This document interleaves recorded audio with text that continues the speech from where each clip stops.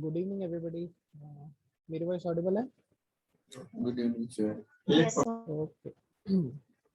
तो आप में से कई लोगों को कंफ्यूजन हो रहा था इस प्रॉब्लम में जो हम असाइनमेंट है।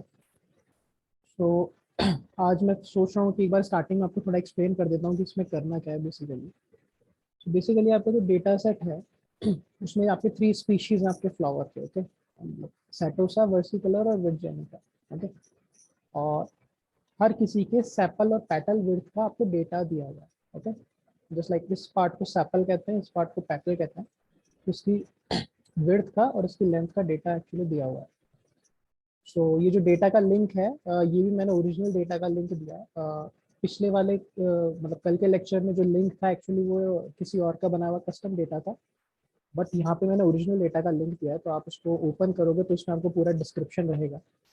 ओके, जस्ट लाइक यहाँ पे दे रखा है कि सीपल लेंथ, सीपल विड्थ, पेटल लेंथ और पेटल विड्थ, और इनके बेसिस पे आपको क्लासिफाई करना है ये क्लासेस, ये सेटोसा है, ये वर्जेनिका है, या फिर मतलब वर्सी कलर, इस टाइप से। ओके, तो 3 स्पीशीज है तो उसमें आपको क्लासिफाई करना है। सो लाइक दिस, ये आपकी प्रॉब्लम सेट है। और इसके बारे में अगर आप और पढ़ना चाहते हो, जानना चाहते हो, तो यहाँ पे अबाउट डेटा सेट में आपको सारा मिल जाएगा इन्फॉर्मेशन कि what is this about. Okay, so यहाँ पे हमारे को प्रिडिक्ट करना है स्पीशीज, स्पीशीज वाला कॉलम प्रिडिक्ट करना है। ओके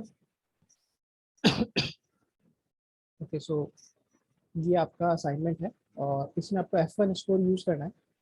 कि आपका F1 स्कोर बेस्ट आएगा जिसका उसकी नोटबुक को हम एक बार देखेंगे कैसे क्या किया।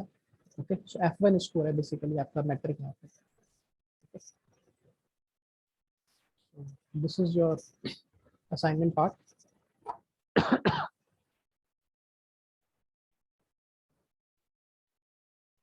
ओके, सो कल हमने एक बार क्विक रिवीजन कर लेते हैं कि कल हमने क्या क्या किया। So basically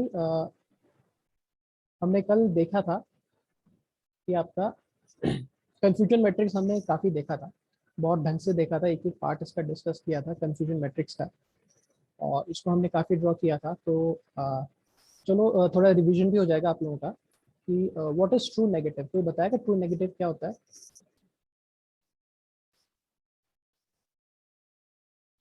Actually is also saying they don't have cancer, and the predicted model is also saying they don't have cancer. Basically your actual true. Data and predicted जो That डेटा are है true. Both are of negative class. Okay, so that's why it is true negative, दोनों negative class है, तो इसलिए true negative. चलो next, what is false positive?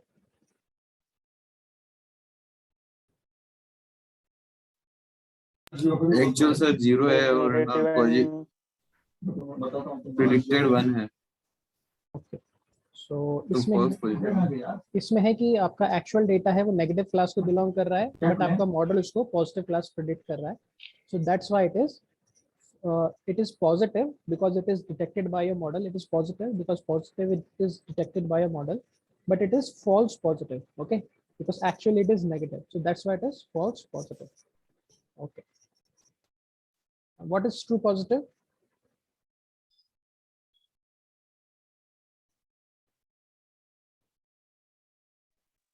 Actually true, and model is also predicted true. Yes. Okay, and what is false negative?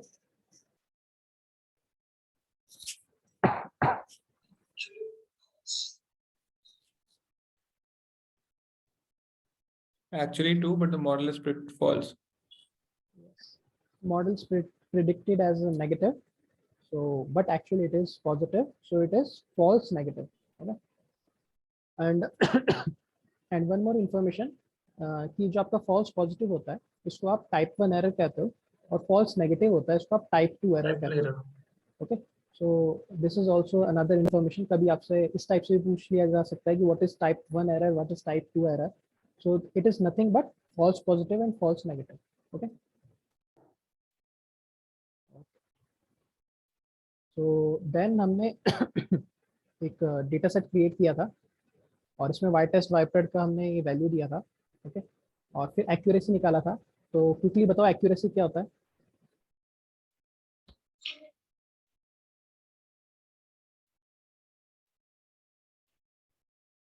Accuracy true negative plus true positive divided by everything, like true negative plus true positive false positive Okay. plus false negative. But how you define accuracy? मतलब ये तो आपने फॉर्मूले से बता दिया. How many we can correctly predict out of all total observations? Yes. How many predictions that you are predicting correctly out of the total prediction that you are predicting. So that is in layman term, that is accuracy. And how we are detecting that how many we are predicting correctly by summing these two blocks. Okay, because true negative and true positive are the ones that we are predicting correctly, and just we sum these two and divided by all the predictions. Okay. And next is recall. So what is recall?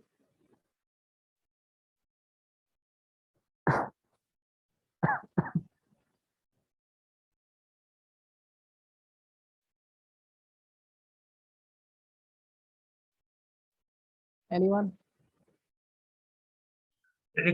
Predicted positive, sir, to the total positive. थोड़ा और explain करो. From the all data set, predicted positive to the total positive values. So how many true events out of our accuracy? What? Please repeat one more time. I'm saying how many are true events out of our accuracy? Whatever we are defining accuracy, how many are true events? So what you are telling me, whatever we are defining of accuracy, from them how many we are predicting correctly? I'm taking accuracy as true positive plus true negative for this definition. Okay. But don't use that in interviews and any other thing, because it creates confusion. Okay. So the correct definition is basically what we are doing.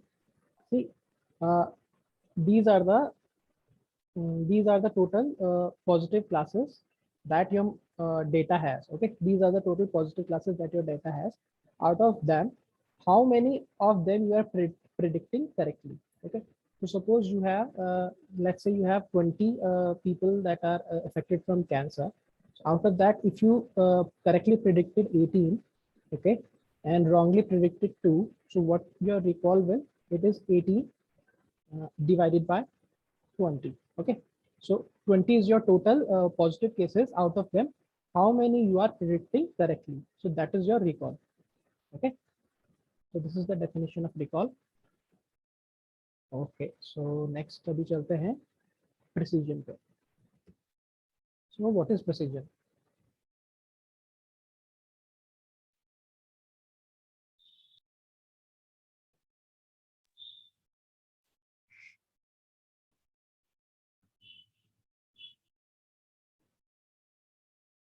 Anyone?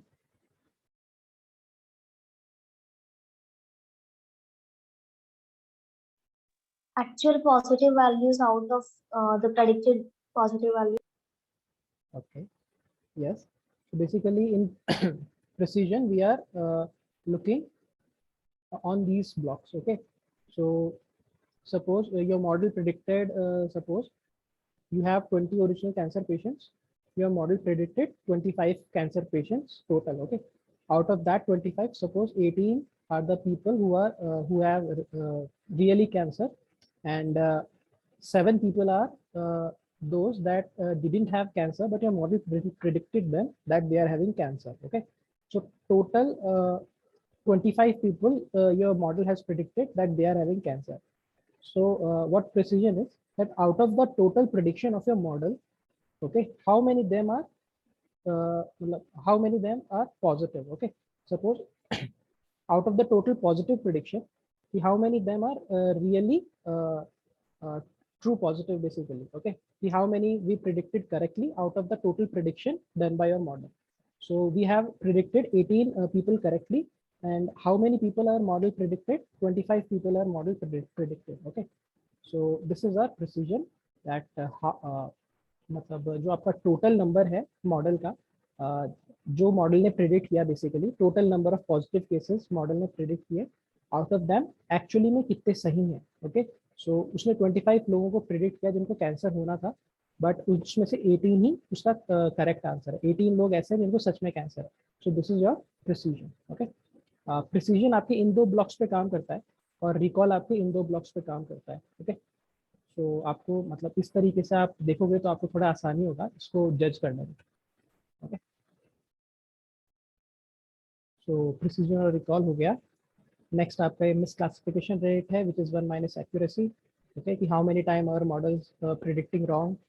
Okay, then आपका ये false positive rate आता है और true negative rate आता है। सो ये self explanatory है, आप इसको देख के आप समझ लेना, ये इतना इम्पोर्टेंट भी नहीं है वैसे। ओके, और लास्ट में आपका आता है नल एरर रेट। सो नल एरर रेट क्या होता है बेसिकली, इट गिव्स कि आपका बेसलाइन एक्यूरेसी कितना है। ओके, तो इम्बैलेंस डेटा सेट के अंदर ये काम में आता है। सो कोई बताएगा इम्बैलेंस डेटा सेट क्या होता है? कल मैंने एक्सप्लेन किया था आखिरी में। Anyone? Yes, sir. Suppose we have a two output 0 and 1, and zero number of rows is 500 okay, and 1 is 100. That is an imbalanced data set. सो आप कह रहे हो कि आपका 0 500 है और अगर आपका 1 100 रोज में है तो आपका इम्बैलेंस डेटा सेट है। Yeah. ओके, कि आपके 0 नंबर ऑफ रोज है 0 के, वो 500 है, 1 के 100 है, so that is imbalance data set.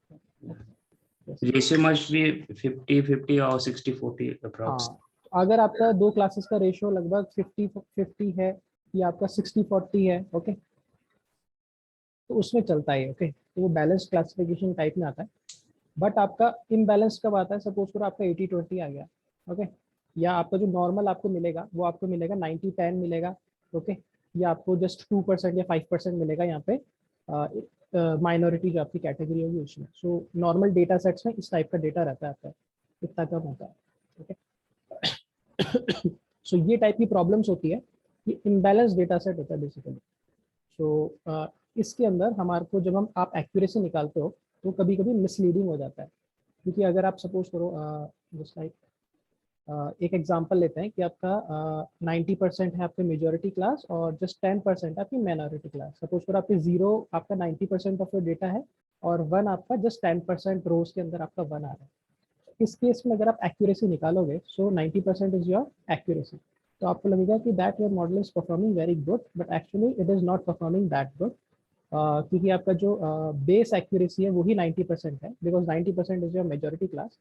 So null error rate यही करता है कि if you only predict majority class, how often you would be wrong. Okay, so this is your null error rate, और इसका यूज बेसिकली इसके लिए किया जाता है कि इसको एक बेसलाइन मेट्रिक की तरह यूज किया जाता है to compare your classifier. Okay, so अभी आप कोई क्लासीफायर बनाओगे और उसकी एक्यूरेसी सपोज करो 95 आई, so than it will be useful. Okay, yes it is learning some pattern. Okay, so यहाँ पे तो आपकी कोई मेहनत नहीं हो रही, इट इज मतलब जीरो ब्रेन वाला मॉडल है, और अगर 90 से आप 95 कर पा रहे हो, so that mean that you are learning something useful patterns from the data. Okay, so likewise, so this is your null error rate, which is useful for imbalanced data sets for getting a baseline metric.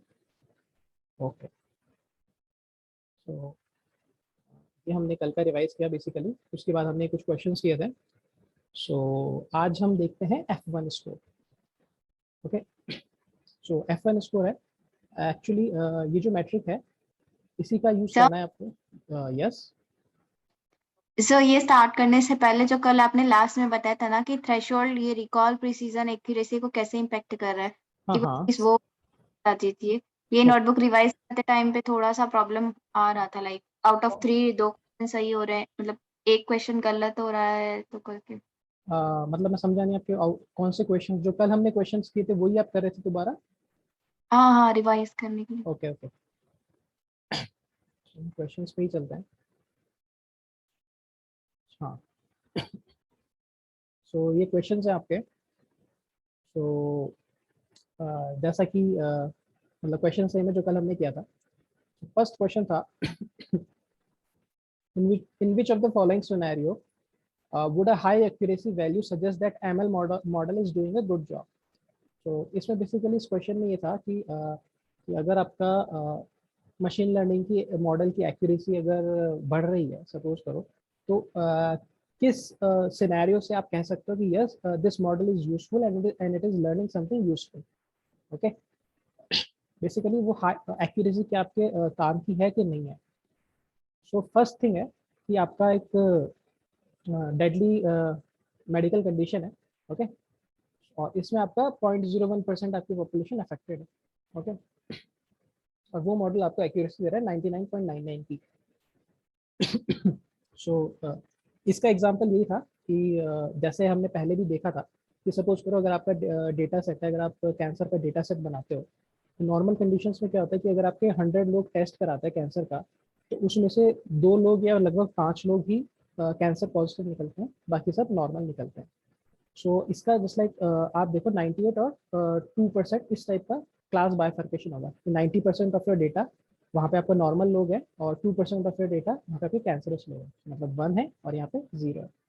इस case में आप accuracy निकालते हो तो originally आपके 98% आ जाएगा। So the similar example वो यहीं पर दे रखा है कि अगर आपका 99.99 यहाँ पे आ ही रहा है और यहाँ पे देखो सिर्फ 0.01% आपका वो है बेसिकली इसका कि वो आपकी पॉपुलेशन को अफेक्ट कर रहा है। सो that mean that your model is not learning anything new और ये इतना यूजफुल नहीं है, okay. So like this, so this is the common case जो हमने पहले भी देखा था। और सेकेंड एग्जाम्पल पे आते हैं and now this is the correct answer, कल भी हमने देखा था। सो अब देखते हैं कि कैसे करेक्ट है। सो बेसिकली क्या है कि एक गेम है जैसे पिन बॉल टाइप का, आप एक गेम समझ सकते हो इसको, और आप बॉल ऐसे ड्रॉप करते हो और नीचे आपके स्लॉट्स बने हुए हैं, ओके, कि आपको 38 स्लॉट्स हैं और उसमें आपको ये प्रेडिक्ट करना है कि अगर आपकी बॉल यहाँ से गई तो किस स्लॉट में जाएगी, ओके।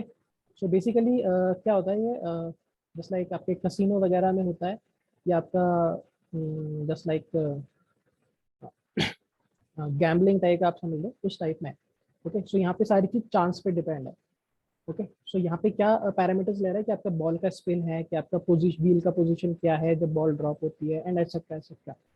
और ये मॉडल आपको प्रेडिक्ट करके दे रहा है कि आपका 4% एक्यूरेसी के साथ, कि सपोज करो कि वो प्रेडिक्ट कर रहा है कि अगर आपका 1 वाले इसमें जाएगी तो मतलब इट इज़ 4% एक्यूरेट कि यहाँ पे वो जाएगी। अगर वो 1 दे रहा है आपके आंसर में कि अगर ये पैरामीटर्स हैं तो आपकी 1 वाले स्लॉट में जाएगी, तो उसके 4% चांस है। सो अब आप देखो जस्ट लाइक कोई भी इस टाइप की गेम खेलता है, सो उसका अभी प्रोबेबिलिटी कितना है जीतने का, सो उसमें आप कर सकते हो 1/38, ओके। अब आप 1/38 को एक बार सॉल्व करोगे, तो एक बार मैं कैलकुलेटर में इसको सॉल्व करता हूँ, जस्ट अ मिनट, इसको मैं सॉल्व करूँ 1/38, सो आप देखो 0.026 आ रहा है मेरा आंसर, ओके। सो मेरा आंसर है 0.026। सो ये आपकी प्रोबेबिलिटी है करेक्ट होने की, ओके, अगर आप खेलते हो उस गेम पे। बट अब अगर आप एक ML मॉडल का यूज कर रहे हो उस गेम के अंदर और वो आपकी चांसेस फ्रॉम 0.026 से 4% कर देता है, तो एक बहुत बड़ा बूस्ट है, ओके। और हो सकता है कि आप काफ़ी अच्छा जीत जाओ as compare to your normal chance, जो आपका रैंडम प्रोबेबिलिटी है उससे, okay. So this is the thing. तो इस केस में आपका मॉडल यूजफुल है।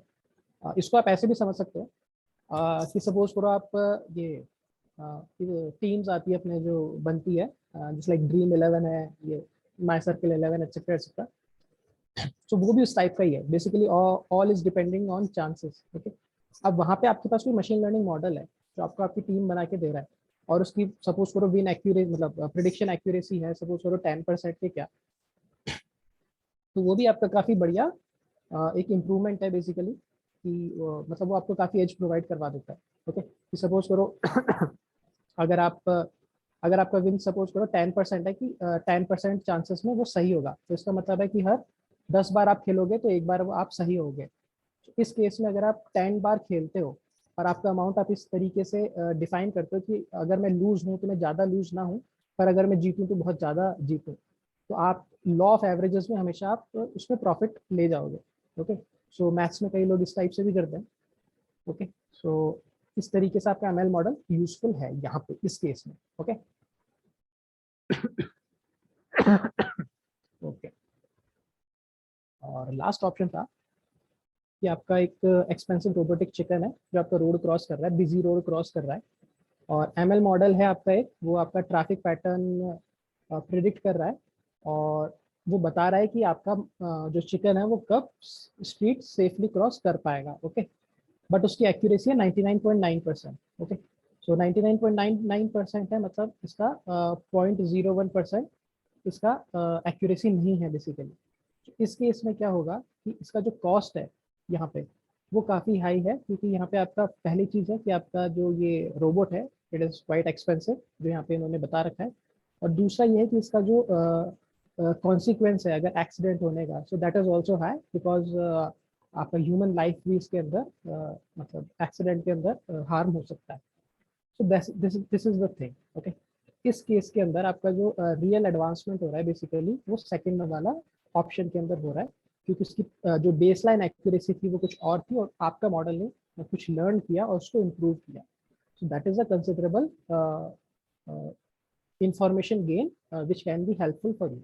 Okay, so like this, so this is your first example.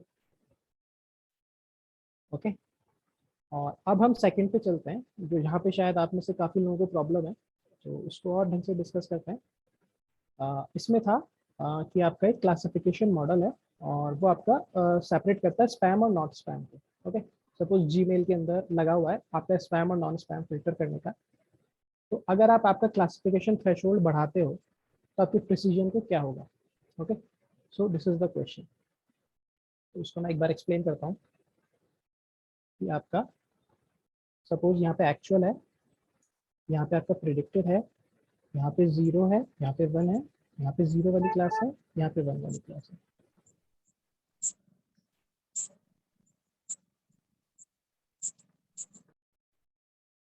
Okay,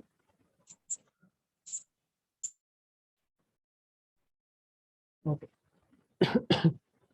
तो अभी हम यहाँ पे आपका होता है ट्रू नेगेटिव, यहाँ पे होता है आपका ट्रू पॉजिटिव, ओके, यहाँ पे होता है आपका फॉल्स पॉजिटिव, और यहाँ पे होता है आपका false negative. Okay, so likewise, so अभी आपका प्रिसीजन का फॉर्मूला क्या होता है, पहले प्रिसीजन का फॉर्मूला लिखना है। ओके, सो प्रिसीजन का फॉर्मूला होता है एनीवन कोई भी बताएगा। TP TP true by positive, TP plus FP. TP plus FP. देखो आप मतलब ये कंफ्यूजन मैट्रिक्स है, इस टाइप से उसको रिमेंबर करो कि आपका एक्चुअल यहाँ पे आएगा, प्रिडिक्टेड यहाँ पे आएगा, 0 1 0 1 इस टाइप से आएगा, और फिर आप प्रिसीजन और रिकॉल का फॉर्मूला इस टाइप से याद कर सकते हो कि आपका प्रिसीजन है वो आपके ये दोनों कॉलम से मिलकर बनता है, और आपका रिकॉल है वो ये दोनों कॉलम से मिलकर बनता है, तो आपको फॉर्मूले में कभी कंफ्यूजन नहीं होगा। ओके, अगर आप इस तरीके से विजुअली इसको रिमेंबर रखोगे तो आपको आसान रहेगा। Okay, so this is your precision का फॉर्मूला। ओके, तो अब मैं अगर थ्रेशोल्ड बढ़ा रहा हूँ, ओके, तो थ्रेशोल्ड बढ़ा रहा हूँ इसका मतलब है, इसको मैं और आपको क्लियरली बताता हूँ कि जब भी आप प्रिडिक्ट करते हो, ओके, सो नॉर्मल आपका थ्रेशोल्ड है 0.5। ओके, नॉर्मल मॉडल का थ्रेशोल्ड 0.5 है, आप चाहो तो आप इसको चेंज कर सकते हो। okay?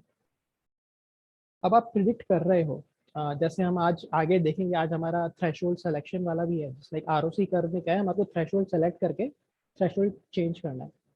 ओके, सो आपका जब भी आप मॉडल आपका प्रिडिक्ट कर रहा है, सो बेसिकली वो इंटरनली प्रोबेबिलिटीज प्रिडिक्ट कर रहा है। ओके, तो मेरी दो क्लासेस हैं, एक क्लास 0 है, एक क्लास 1 है। ओके, और मेरा थ्रेशोल्ड है 0.5। ओके, सो यहाँ पे मैं ये रो बना देता हूँ कि ये वाला डेटा है 0.5 पे, और ये वाला डेटा होगा 0.6 थ्रेशोल्ड पे।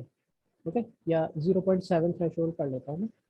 Okay, 0.7 threshold. ओके, तो सपोज करो कि अभी मेरी 0 की यहाँ पे आ रही है प्रोबेबिलिटी 0.4, और 1 की है 0.6। ओके, नेक्स्ट यहाँ पे है 0.2, 0.8। ओके, नेक्स्ट है यहाँ पे 0.6 और 0.4। ओके, ये तीन मैंने डेटा लिए। ओके, अब मैं एक एक करके आपसे पूछता हूँ कि अगर मेरा थ्रेशोल्ड 0.5 है, ओके, और मेरा ये जो थ्रेशोल्ड होता है हमेशा इस वाले कॉलम पे लगता है, इसको 0 वाले कॉलम से कोई मतलब नहीं है। ओके, हमेशा 1 वाले कॉलम पे लगाएंगे हम।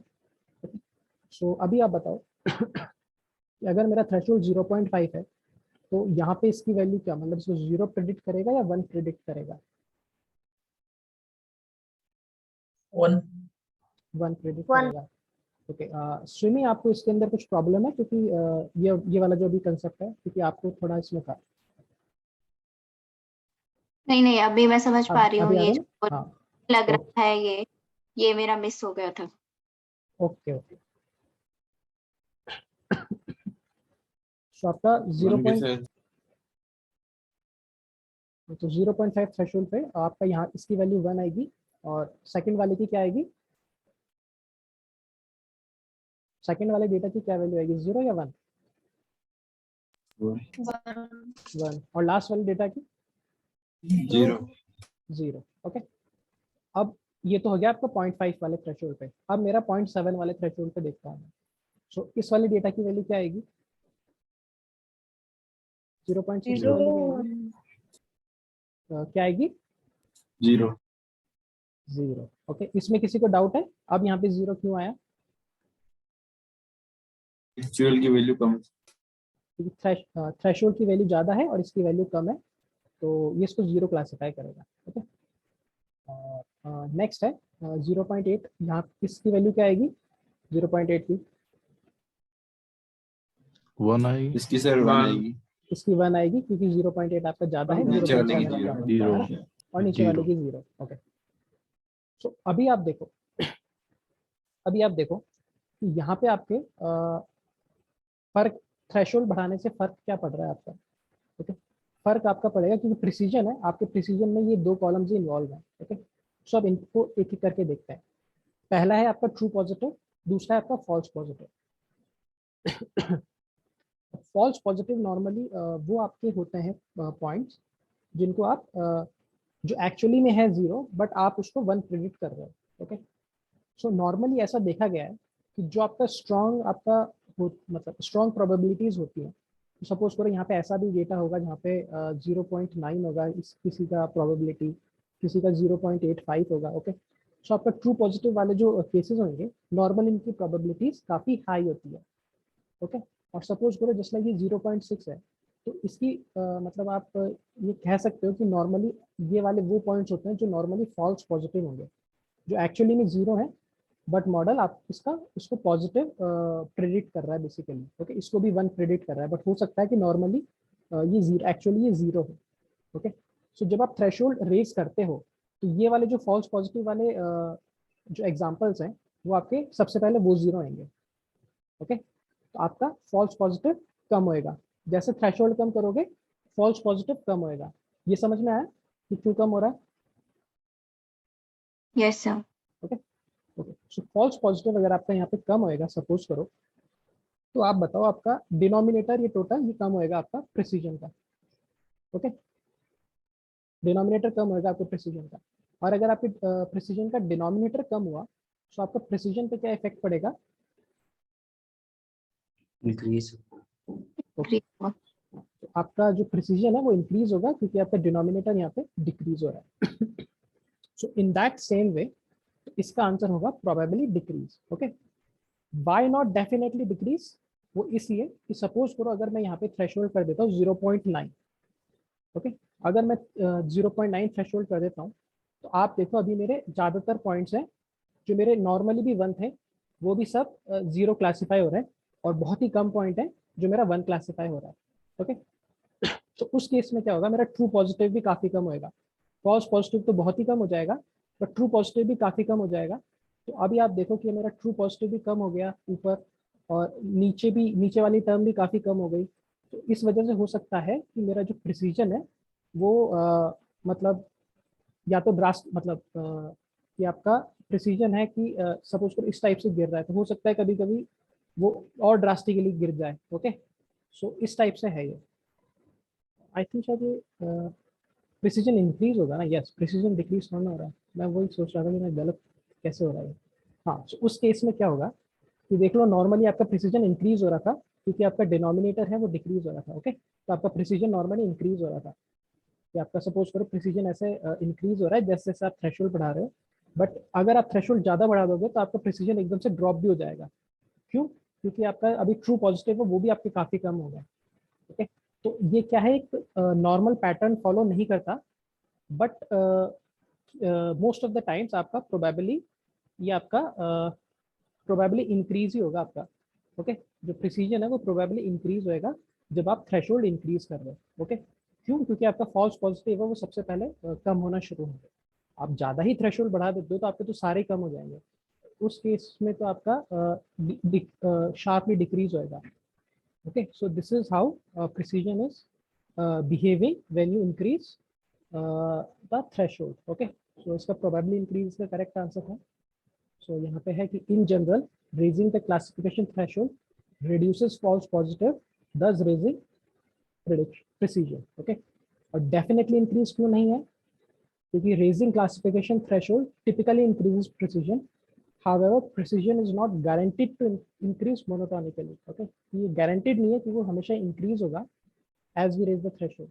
Okay, so that's why it is probably increase। ये वाला आया समझ में प्रिसीजन का point? Yes, sir. So next है आपका रिकॉल। सो रिकॉल में क्या होता है? रिकॉल में भी सेम है। सो इसमें भी एक बार क्लासिफिकेशन जो कंफ्यूजन मैट्रिक्स है वो एक बार ड्रॉ करते हैं तो आपको और समझ में आएगा। तो यहाँ पे कंफ्यूजन मैट्रिक्स ड्रॉ करेंगे, ये एक्चुअल है, ये प्रिडिक्टेड है, यहाँ पे यहाँ पे आपका 0 है, यहाँ पे 1 है, यहाँ पे 0 है, यहाँ पे 1 है। ठीक है, सो यहाँ पे आपका ट्रू नेगेटिव, यहाँ पे आपका फॉल्स नेगेटिव, यहाँ पे आपका फॉल्स पॉजिटिव, यहाँ पे आपका ट्रू पॉजिटिव। सो रिकॉल है, अब ये इन दोनों कॉलम्स पे लगता है मेरा। ओके, सो रिकॉल का फॉर्मूला क्या होता है? TP divided by TP plus false negative. Okay, so this is your recall formula. तो अब यहाँ पे आप थ्रेशोल्ड बढ़ा रहे हो, सपोज करो आप थ्रेशोल्ड बढ़ा रहे हो, तो सबसे पहले आपका फॉल्स पॉजिटिव पे डिक्रीज होना शुरू होगा, बट आपका फॉल्स पॉजिटिव का कोई इफेक्ट नहीं है आपके रिकॉल के ऊपर। ओके, क्योंकि आपका ट्रू पॉजिटिव और फॉल्स नेगेटिव ही है। ओके, बट आप देखो जैसे जैसे आप थ्रेशोल्ड बढ़ाते जाओगे वैसे वैसे आपके फॉल्स नेगेटिव भी इंक्रीज होने लगेंगे। ओके, फॉल्स नेगेटिव इंक्रीज होने लगेंगे। क्यों? ऐसा क्यों है? तो इसको भी एक बार डायग्राम बना के देखते हैं। तो यहाँ पे 0 है, 1 है, और यहाँ पे आपका डिफरेंट थ्रेशोल्ड है। सपोज यहाँ पे 0.5 है, यहाँ पे 0.7 है। ओके, सो यहाँ पे देखते हैं कि इसकी प्रोबेबिलिटी भी 0.4, 0.6। ओके, लाइकवाइज यहाँ पे मैं कर दूंगा 0.3 या 0.2 कर देता हूँ, यहाँ पे 0.8 कर देता हूँ, और यहाँ पे हो गया 0.4, तो यहाँ पे 0.6 लाइकवाइज। सो अब फर्स्ट वाले केस में इसकी वैल्यू आएगी 1, फिर 1, फिर 0। सेकेंड वाले केस में आएगी इसकी वैल्यू 0, 1, 0। ओके, अभी आप इसको ऐसे देख सकते हो कि ये आपके हो सकता है फॉल्स पॉजिटिव है उसको वो कम कर देगा, बट हो सकता है ये फॉल्स नेगेटिव को भी इंक्रीज कर देगा। बट फॉल्स नेगेटिव आपके कब इंक्रीज होंगे? जब आपका थ्रेशोल्ड बहुत ज़्यादा बढ़ जाएगा। क्योंकि आप देखा होगा कि आपके नॉर्मली जो ट्रू पॉजिटिव होते हैं वो होते हैं जिनकी प्रोबेबिलिटी काफ़ी हाई होती है, जैसे लाइक 0.8 है। ओके, या फिर 0.9 है, इस टाइप से।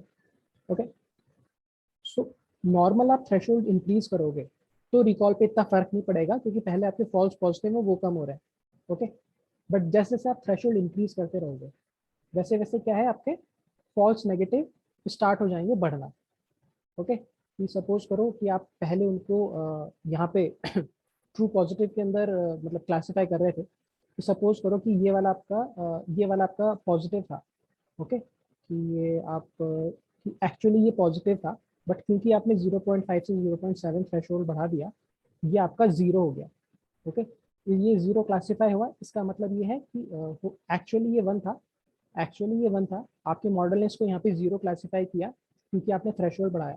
सो ये वाला पॉइंट आपका कहाँ जाएगा? फॉल्स नेगेटिव में जाएगा ये वाला पॉइंट। ओके, सो आपका फॉल्स नेगेटिव इस तरीके से इंक्रीज होएगा कि जो भी आपके ट्रू पॉइंट्स हैं, बेसिकली जो भी आपके एक्चुअली में ट्रू हैं 1 है, जैसे जैसे थ्रेशोल्ड बढ़ाओगे वो 0 क्लासीफाई होते जाएंगे, तो वो फॉल्स नेगेटिव में आते जाएंगे। तो फॉल्स नेगेटिव बढ़ेगा, हाँ, तो फॉल्स नेगेटिव बढ़ेगा तो आपका डिनोमिनेटर इंक्रीज होगा। अगर आपका डिनोमिनेटर इंक्रीज होएगा तो आपका रिकॉल डिक्रीज होएगा। ओके, क्योंकि आपका डिनोमिनेटर टर्म है ये पूरा इंक्रीज हो रहा है, तो आपका ये जो पूरा रिकॉल है, क्योंकि आपका डिनोमिनेटर बढ़ेगा तो आपका रिकॉल डिक्रीज होएगा। ओके, सो रिकॉल के केस में ये है कि या तो वो सेम रहेगा क्योंकि उसको फर्क नहीं पड़ेगा, क्योंकि आपका पहले फॉल्स पॉजिटिव है वो आपका कम होएगा और फॉल्स पॉजिटिव का रिकॉल में कोई फर्क नहीं पड़ता, और या फिर वो डिक्रीज होएगा। ओके, सो ये दो पॉइंट है, तो इस तरीके से आपका रिकॉल बिहेव करेगा when you are increasing your threshold. Okay, okay sir. So एक बार इसका थ्योरी देखते हैं कि ये क्या कह रहा है। Raising a classification threshold will cause the number of true positive to decrease. Okay, कि आपका जो true positive है, सपोज करो यहाँ पे आपका ट्रू पॉजिटिव था, ये डिक्रीज होएगा और स्टे सेम। हाँ, या तो वो ये डिक्रीज होएगा या ये सेम रहेगा। ओके, या तो आपका ये फॉल्स पॉजिटिव स्टार्टिंग में वो डिक्रीज होएगा। Okay, and will cause the number of false negative to increase. Okay, और अगर मतलब जब थ्रेशोल्ड बढ़ेगा तो बेसिकली आपका फॉल्स नेगेटिव इंक्रीज होएगा। ओके, और stay the same, thus recall will either stay constant और डिक्रीज। ओके, क्योंकि आपका फॉर्मूला होता है इसमें true positive divided by true positive plus false negative.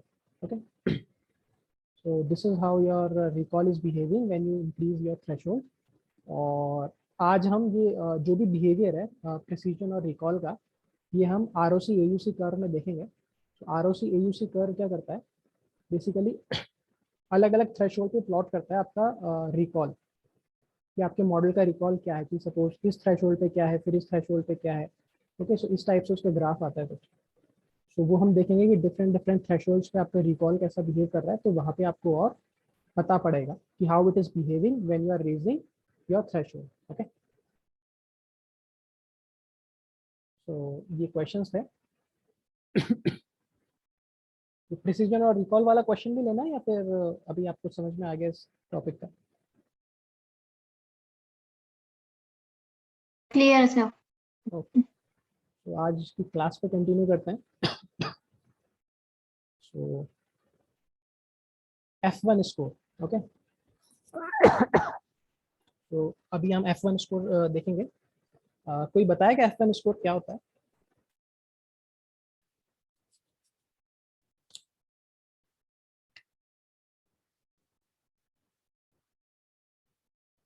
Okay, so explain करते हैं। सो बेसिकली F1 स्कोर का फॉर्मूला कुछ इस टाइप से है आपका। ओके, आपका प्रिसीजन और रिकॉल यूज करता है बेसिकली, और उन दोनों के बीच का बैलेंस देखता है। आप ये कह सकते हो कि ये एवरेज है आपके प्रिसीजन और रिकॉल का, बट ये एक हार्मोनिक मीन की तरह काम करता है, ये नॉर्मल मीन नहीं है। जैसे एक नॉर्मल मीन में क्या करते हो, अगर आपको प्रिसीजन और रिकॉल का मीन करना होता है तो आप करते precision plus recall divided bye 2। Okay, this is your normal mean, but ये नॉर्मल मीन नहीं है, उसको आप हार्मोनिक मीन कहते हो। सो हार्मोनिक मीन का फॉर्मूला यही होता है कि 2 मल्टीप्लाई बाय, अब यहाँ पे प्रिसीजन और रिकॉल दो टर्म्स हैं, तो यहाँ पे precision multiply by recall. Okay, यहाँ पे precision multiply by recall divided by precision plus recall. So this is your harmonic mean. So इसकी डेफिनेशन यही है कि F1 score conveys the balance between precision and recall. Okay, so basically क्या है, ये balance आपको बताता है कि आपके प्रिसीजन और रिकॉल के बीच का बैलेंस क्या है। नॉर्मल जो आप मॉडल कोई भी आप यूज में लेते हो, तो उसमें आपका प्रॉब्लम स्पेसिफिक डेफिनेटली होता है कि आपको कौन सा थ्रेशोल्ड लेना है, कितना प्रिसीजन चाहिए, कितना रिकॉल चाहिए, वो डिफाइंड रहता है। बट अगर आप नॉर्मल कन्वेंशन की बात करो कि आपको एक ऐसा मॉडल चाहिए होता है जिसका रिकॉल भी हाई हो, रिकॉल भी अच्छा हाई हो और प्रिसीजन भी अच्छा हाई हो। अगर किसी मॉडल के दोनों रिकॉल और प्रिसीजन हाई है, that mean it is a good model. Okay, so normally आपका F1 स्कोर यूज आता है अपार्ट फ्रॉम एक्यूरेसी, आपके मॉडल का परफॉर्मेंस चेक करने में, that how well your model is performing normally in classification. Okay, so this is your F1 score, और यही F1 score actually आपको यूज करना है उस आरिस डेटा सेट पे. Okay okay, so F1 score को देखेंगे एसक्यूएल लर्निंग में कैसा इम्प्लीमेंटेशन है इसका. सो बेसिकली इस तरीके से आप इसको इंपोर्ट करते हो from sklearn.metrics import F1 score. Okay, और इसका भी एकदम सिंपल है कि आप यहाँ पे y टेस्ट और y प्रिडिक्शन पास करते हो.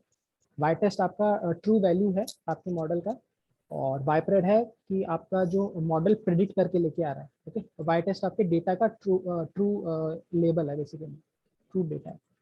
तो इसको हम यहाँ पे रन करेंगे. ओके, ऊपर वाली सेल्स एक्चुअली रन नहीं है तो यहाँ पे एरर दे रहा है. ओके बट इस तरीके से आप इसको रन कर सकते हो. ओके ओके, सो ये तो हो गया हमारा F1 स्कोर. इसके बाद आता है क्लासिफिकेशन रिपोर्ट. सो अभी तक ऊपर हमने जो भी पढ़ा कि आपका प्रिसीजन है, रिकॉल है या F1 स्कोर है, ओके, ये सारी चीज़ें आप क्लासिफिकेशन रिपोर्ट से एक साथ निकाल सकते हैं. ओके, सो नॉर्मली आपके जो क्लासिफिकेशन प्रॉब्लम होती है कि आप कोई भी मॉडल आप फिट कर रहे हो, सो उसके बाद आप उसकी क्लासिफिकेशन रिपोर्ट निकाल सकते हो. बेसिकली यहाँ पे आपको y टेस्ट और y प्रेड प्रोवाइड करना होता है, और क्लासिफिकेशन रिपोर्ट आपकी प्रिंट हो जाती है. सो अभी आप देखो, जैसे कल हर्ष कह रहे थे कि आपका प्रिसीजन होता है वो 0 का भी निकलता है, नॉर्मली नहीं है कि आपका 1 का ही निकले. सो आपका क्लासिफिकेशन आपका जो रिपोर्ट है ये दोनों का प्रिसीजन निकाल के लेके आ रहा है, 0 वाली क्लास का भी और 1 वाली क्लास का भी. ओके, लाइकवाइज ऐसा सेपरेटली निकलता है, but most of the times हमारे को जो मैटर करता है प्रिसीजन और रिकॉल, वो हमारे को 1 वाली जो क्लास है उसका मैटर करता है, क्योंकि नॉर्मली वही हमारे को प्रिडिक्ट करनी होती है. ओके, लाइकवाइज, और यहाँ पे इसका एक्यूरेसी स्कोर आ रहा है. Okay, so this is your classification report, जहाँ पे आपको precision, recall, F1 score, accuracy सब पता पड़ जाती है. ओके, सो आज के सबसे इम्पोर्टेंट टॉपिक पे आते हैं, ROC कर्व. ओके, सो ROC कर्व बहुत काम की चीज़ है. सो इसको एक बार देखते हैं. ओके, सो इसकी डेफिनेशन से एक बार स्टार्ट करते हैं. ROC कर्व की फुल फॉर्म होती है basically receiver operating characteristic curve. Okay, receiver operating characteristic curve, but normally इसको ROC कर्व बोला जाता है. Is a graph showing the performance of a classification model.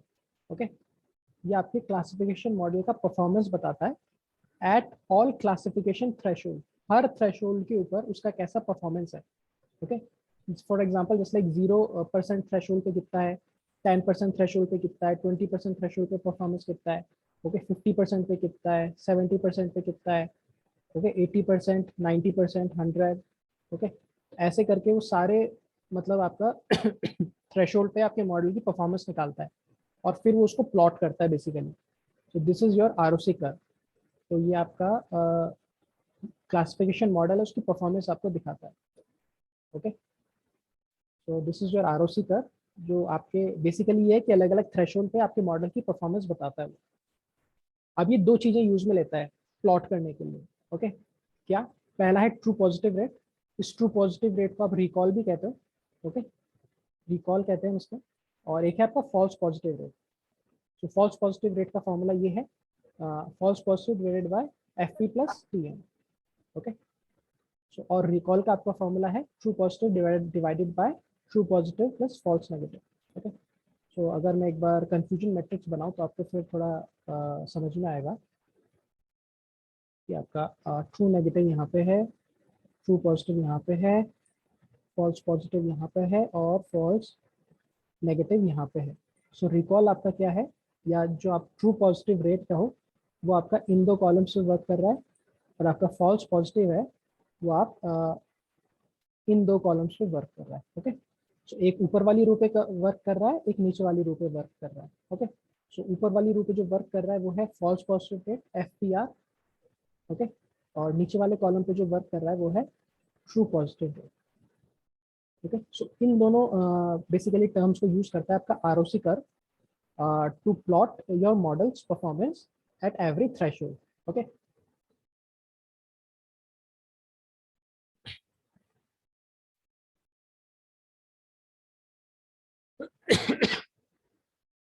Okay, so एक बार देखते हैं ये कर्व का मीनिंग क्या है.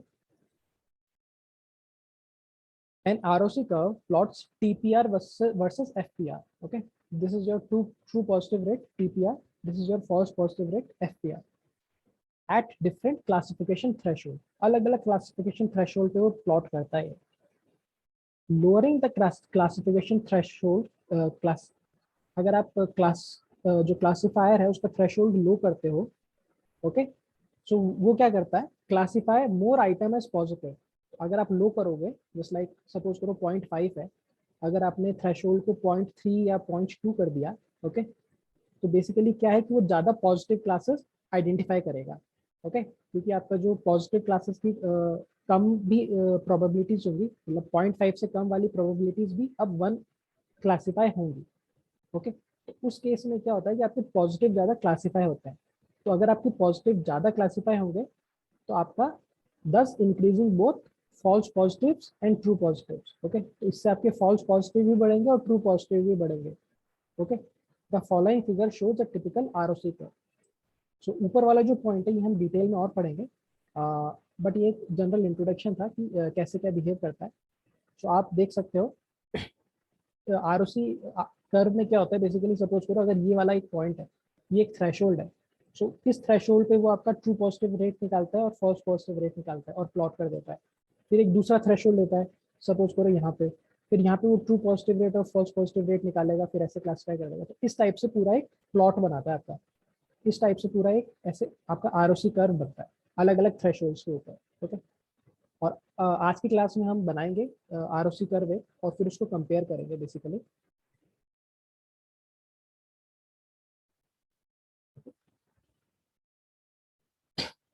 ऊपर वाला ROC कर्व था, अभी यहाँ पे है AUC ROC curve. So basically जो आपका ROC कर्व निकलता फिर है, ये जो ग्राफ कराया था पीछे वो वाला कराना एक बार. ये ग्राफ एकदम नॉर्मल आप कह लो उसका इंट्रोडक्शन है. इसमें आप अभी कुछ ज़्यादा समझो ना. इसमें बस ये बताया जा रहा है कि आपका यहाँ पे आपका ट्रू पॉजिटिव रेट होता है बेसिकली. ओके, और यहाँ पे आपका फॉल्स पॉजिटिव रेट होता है.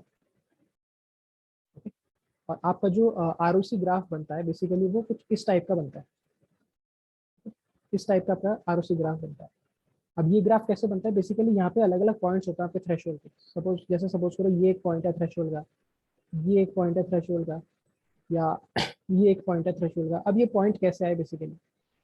सो आपका मॉडल क्या करता है, एक थ्रेशोल्ड सेलेक्ट करता है और फिर उसके ऊपर आपका मॉडल आपका ट्रू पॉजिटिव रेट और फॉल्स पॉजिटिव रेट निकालता है. ओके, अब उस पर जो वैल्यूज आती है वहाँ पे वो खुद को प्लॉट कर देता है. फिर सपोज करो दूसरा थ्रेशोल्ड वो पिक करेगा, फिर वहाँ पे आपकी ट्रू पॉजिटिव रेट निकालेगा, फॉल्स पॉजिटिव रेट निकालेगा और इस टाइप से खुद को प्लॉट कर देगा. तो इस टाइप से आपकी पूरी प्लॉटिंग होती है अलग अलग थ्रेशोल्ड पे ट्रू पॉजिटिव रेट और फॉल्स पॉजिटिव रेट्स की.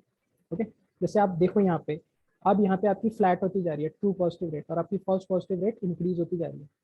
ओके, जस्ट लाइक अभी आपका बहुत ही कम यहाँ पे फर्क आएगा ट्रू पॉजिटिव रेट में, बट फॉल्स पॉजिटिव रेट में बहुत ज़्यादा फर्क आ गया. तो ये जो भी डिफरेंसेस है ये हम आगे देखेंगे that how it is behaving. Okay, so अभी इसमें बस यहाँ पे इस डायग्राम में ये बता रखा है कि आपके अलग अलग पॉइंट पे अलग अलग थ्रेशोल्ड होते हैं. बेसिकली ये जो लाइन है इस पे अलग अलग थ्रेशोल्ड होते हैं. ओके, तो इस ग्राफ में यही बता रखा है. और AOC ROC क्या होता है? बेसिकली आपका जो ROC कर्व होता है उसके नीचे का एरिया. ओके, जस्ट लाइक हमने पिछले एग्जांपल में देखा था कि आपका ROC कर्व कुछ इस टाइप से था. सो बेसिकली आपका AUC ROC कर्व होता है कि आपका एरिया अंडर कर्व. AUC का मतलब है एरिया अंडर कर्व. ओके, सो आपका जो कर्व है इसके अंदर का एरिया, तो this is your area under curve. Okay, इस एरिया से आपका मॉडल की वो बताता है कि आपका मॉडल कितना अच्छा है. आपका एरिया जितना ज़्यादा होगा आपको वो मॉडल उतना ही बेटर होगा as compare to other model. Okay, so this is AUC ROC curve और इसका इंपॉर्टेंस. अब इसको लाइन बाय लाइन पढ़ते हैं कि what is AUC ROC. Okay, the receiver operator characteristic ROC curve is an evaluation metric for binary classification problem. Okay, ये एक evaluation matrix है बाइनरी क्लासिफिकेशन प्रॉब्लम के लिए. It is a probability curve okay, ये probability curve होता है that plots TPR and FPR at various threshold. Okay, अलग अलग थ्रेशोल्ड्स पे टीपीआर और एफपीआर वो प्लॉट करता है अलग अलग थ्रेशोल्ड्स पे। Okay, and essentially separates the signal from the noise. Okay, और इस तरीके से वो सेपरेट करता है आपका सिग्नल को नॉइस से। ओके, अलग अलग थ्रेशोल्ड्स के ऊपर। The area under the curve AUC is the measure of the ability of a classifier to distinguish between the classes. Okay, so area under curve बताता है कि आपका जो क्लासिफायर है उसकी एबिलिटी, ओके, कि वो कितना एबल है क्लासिफाई करने में बिटवीन टू क्लासेस। सपोज करो, जस्ट लाइक एक एग्जांपल और लूँ मैं, एक आपका कर्व है वो इस टाइप से जा रहा है और एक आपका कर्व है वो इस टाइप से जा रहा है। ये वाला जो कर्व है इसका एरिया अंडर द कर्व होगा ये। ओके, और ये वाला जो कर्व है सपोज करो इसका एरिया अंडर द कर्व होगा ये। ओके, सो जिसका एरिया अंडर द कर्व ज्यादा होगा, देखो इस वाले का एरिया अंडर द कर्व ज्यादा है, so this is a better classifier as compared to this. Okay, so यही इसमें बता रहा है कि आपका एरिया अंडर द कर्व क्या पैरामीटर डिफाइन करता है। It measures the ability of a classifier to distinguish between classes. Okay, and is used as a summary of the ROC curve, और ROC कर्व की समरी बेसिकली निकालता है। Just like हर बार हम ROC curve plot नहीं करते, but हम ये AUC ROC का यूज करते हैं उसको। जस्ट लाइक हम F1 इसको निकाल रहे थे या एक्यूरेसी निकाल रहे थे, ऐसे ही हम AUC ROC निकालते हैं, जिससे हमारे को पता पड़े कि डिफरेंट डिफरेंट क्लासीफायर है वो इस प्रॉब्लम पे कैसा परफॉर्म कर रहा है। ओके, जस्ट लाइक सपोज करो सेम प्रॉब्लम है, उस पर आपने लॉजिस्टिक रिग्रेशन लगाया और उसी सेम प्रॉब्लम पे आपने रैंडम फॉरेस्ट लगाया, फिर आप दोनों का AUC ROC कंपेयर कर रहे हो कि किसका कैसा है। ओके, तो जिसका बेस्ट होगा आप वो वाला मॉडल सेलेक्ट करोगे। ओके, और इसमें क्या है, ये अलग अलग थ्रेशोल्ड्स पे जाके आपका मेजर करता है कि आपका ओवरऑल कौन सा मॉडल बेटर है। ओके, तो नेक्स्ट लाइन है, the higher the AUC the better performance of the model at distinguishing between the positive and negative class. जितना आपका AUC हायर होगा उतना ही आपका मॉडल बढ़िया होगा for distinguishing between positive and negative classes. Okay, so this is your AUC ROC।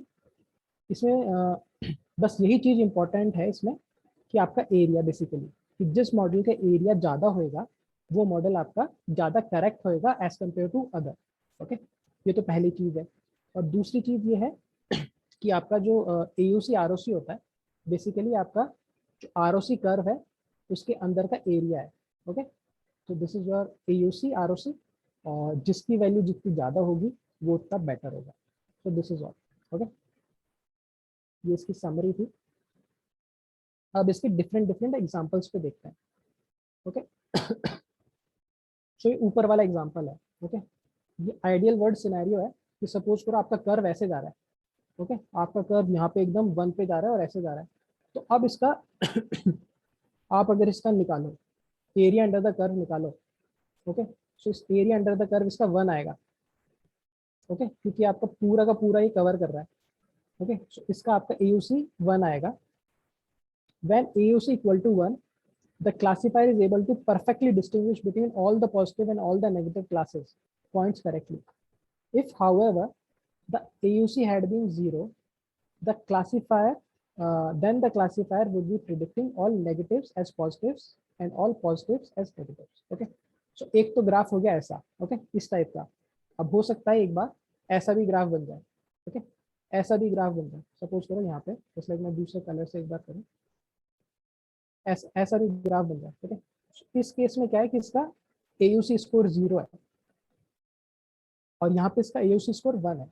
Okay, तो इसका मतलब है इस अगर आपका ग्राफ ऐसा है तो इसका मतलब है कि सारे पॉजिटिव को आपका मॉडल पॉजिटिव ही क्लासिफाई कर रहा है और सारे नेगेटिव्स को आपका मॉडल नेगेटिव ही क्लासिफाई कर रहा है।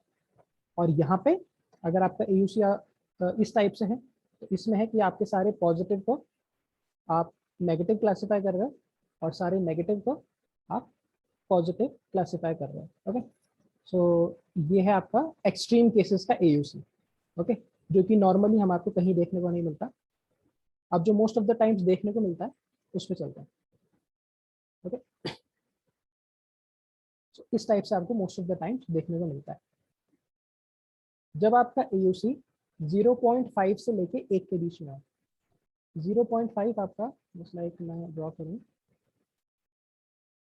0.5 आपका देख सकते हो आपका हाफ ऑफ योर स्क्वायर, आपका जो स्क्वायर है उसका हाफ है। तो नॉर्मली आपका कर्व होता है इस टाइप से आपको देखने को मिलता है। तो जब आपका AUC 0.5 से ज़्यादा हो और 1 से कम हो, उस केस में क्या है, there is a high chance that the classifier will be able to distinguish the positive class values from the negative class values. Okay, तो ये काफ़ी अच्छा चांस है कि आपका क्लासिफायर डिस्टिंग्विश कर पा रहा है पॉजिटिव क्लास को नेगेटिव क्लास को। This is so because the classifier is able to detect more number of true positives and true negatives than false negatives and false positives. Okay, तो basically ये क्या कह रहा है कि ऐसा इसलिए है कि आपका मॉडल ट्रू नेगेटिव है और ट्रू पॉजिटिव है, इन दोनों को और ज़्यादा डिटेक्ट कर पा रहा है इस रीजन में। अगर आपका 0.5 से 0.1 के बीच में है तो इन दोनों को ये ज़्यादा डिटेक्ट कर रहा है as compare to false negative और फॉल्स पॉजिटिव के। ओके, तो इस वजह से क्या है, आपका कर्व इस रेंज में आ रहा है। और नॉर्मली ये केस हमारे साथ रहता है। ओके हम परफेक्टली तो इनको जीरो नहीं कर पाते। ओके, फॉल्स पॉजिटिव और फॉल्स नेगेटिव को हम परफेक्टली जीरो नहीं कर पाते, बट हमारा कर्व इस टाइप से रहता है कि आपके हमेशा ट्रू नेगेटिव अच्छे खासे रहते हैं, ट्रू पॉजिटिव अच्छे खासे रहते हैं, और बस हम इन दोनों को मिनिमाइज करने में लगे रहते हैं, फॉल्स पॉजिटिव को और फॉल्स नेगेटिव को। उस केस में आपका कर्व कुछ इस टाइप से आएगा, वो परफेक्टली 1 नहीं होगा और वो 0.5 वाली लाइन के पास भी नहीं होगा, पर वो बीच में कहीं पे होगा। ओके, तो ये आपका नॉर्मल कर्व्स है जो आपको दिखाई देते हैं। ओके, सो अभी एक और टाइप के कर्व के ऊपर चलते हैं। अगर इस टाइप का कर्व आए तो इसका क्या मीन है, देखो। तो इसका मतलब है कि व्हेन AUC इक्वल टू 0.5, जब आपका AUC 0.5 है, सपोज ये आपका स्क्वायर है तो इसका हाफ हो गया। ओके, 1 हाफ ऑफ स्क्वायर ये है, अनदर हाफ ऑफ स्क्वायर ये है। ओके, सो इसका एरिया अंडर द कर्व आप निकालोगे तो इस टाइप का आएगा। ओके, तो अगर ऐसा है then classifier is not able to distinguish between positive and negative class point. Okay, तो आपका classifier distinguish नहीं कर पा रहा है positive और negative classes का, meaning either the classifier is predicting random classes, या तो वो random class predict कर रहा है या constant class predict कर रहा है। सपोज करो सारे 0 predict कर रहा है या सारे 1 predict कर रहा है। Okay, for all the data points. Okay, so this is the case. तो नॉर्मली हम क्या है, जो हमारा नल एरर रेट है बेसिकली आप उस टाइप से समझ सकते हो, और इसके ऊपर आपका कितना कर्व जाता है उससे आप प्रिडिक्ट करते हो कि आपका कितना बेटर है। ओके, तो इसका समरी पॉइंट यही है, the higher the AUC value for a classifier, जितनी हाई होगी AUC वैल्यू आपके क्लासीफायर की, the better its ability to distinguish between positive and negative classes. Okay, so this is the underlying point. तो AUC के हमने 3 type पढ़े, और अब हम देखते हैं कि AUC एक्चुअली काम करता कैसे है। Okay, so how does the AUC ROC curve work? Okay, so in a ROC curve, a higher x-axis value indicate higher number of false positive than true negatives. Okay, तो एक बार यहाँ पे side में आपकी कंफ्यूजन मैट्रिक्स ड्रॉ कर लेते हैं ताकि हमारे को रेफरेंस रहे कि क्या चल रहा है।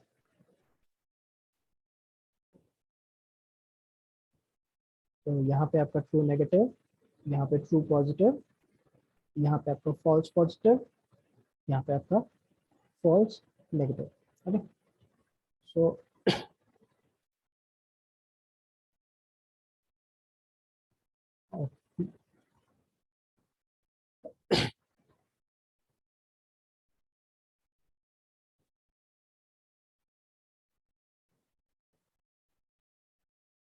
Okay, so a higher X axis value, अब एक्स एक्सिस पे आपको फॉल्स पॉजिटिव है। ओके,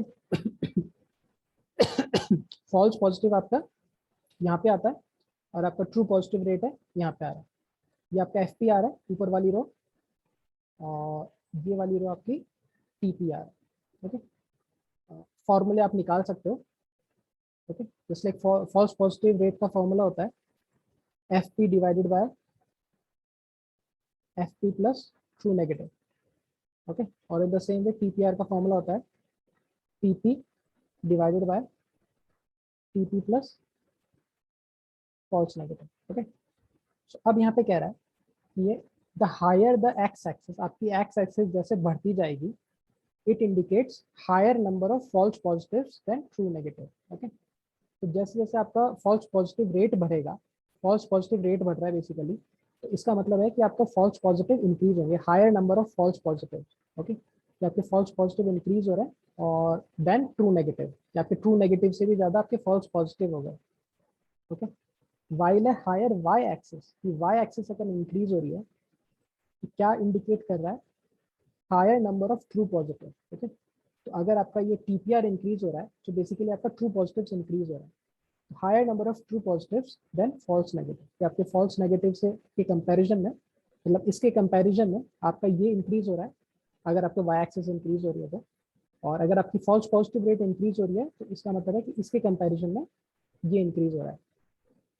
ओके, सो आइडियली क्या होता है, हमारे आइडियल कंडीशन में जो थ्रेशोल्ड है वो ऐसा होना चाहिए कि हम फॉल्स पॉजिटिव रेट को कम रखना चाहते हैं और ट्रू पॉजिटिव रेट को ज़्यादा रखना चाहते हैं। ओके, सो इस ग्राफ पे देखो, अगर आप कि सपोज करो कि आपका पॉइंट कहाँ पे होना चाहिए, कि अगर मैं सपोज करो ऐसे मेरा ग्राफ प्लॉट करूँ सी पे सर, तो कौन सा थ्रेशोल्ड है जो आपको सबसे बेस्ट वैल्यूज देगा। ओके, सी। हाँ बस यहाँ पे तो C है, बट यहाँ पे आपको ये वाला जो पॉइंट है ना, हमेशा ये वाला जो पॉइंट होता है आपको ये वाला पॉइंट सबसे सही मतलब बैलेंस देता है basically.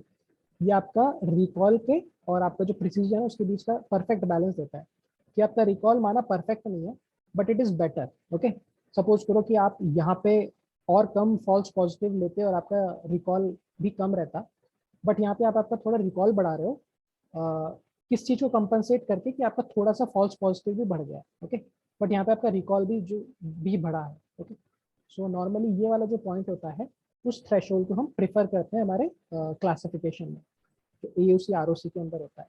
Okay, so the choice of threshold depend on the ability to balance between false positive and false negative. Okay, तो बेसिकली हम इन दो को बैलेंस कर रहे हैं, फॉल्स नेगेटिव को और फॉल्स पॉजिटिव को, और फिर हम हमारा थ्रेशोल्ड का बैलेंस निकाल रहे हैं बेसिकली। ओके, सो अभी एक बार देखते हैं कि ये कैसे होता है। ओके, ये तो हमने थ्योरी में पढ़ लिया, अब इसको एक बार प्रैक्टिकल करके देखते हैं कि हम इस वाले पॉइंट तक कैसे पहुंचे, और जब हम ROC कर्व ड्रॉ करें तो इस पॉइंट को कैसे निकाला जाए। ओके, इस थ्रेशोल्ड को कैसे निकाला जाए। ओके,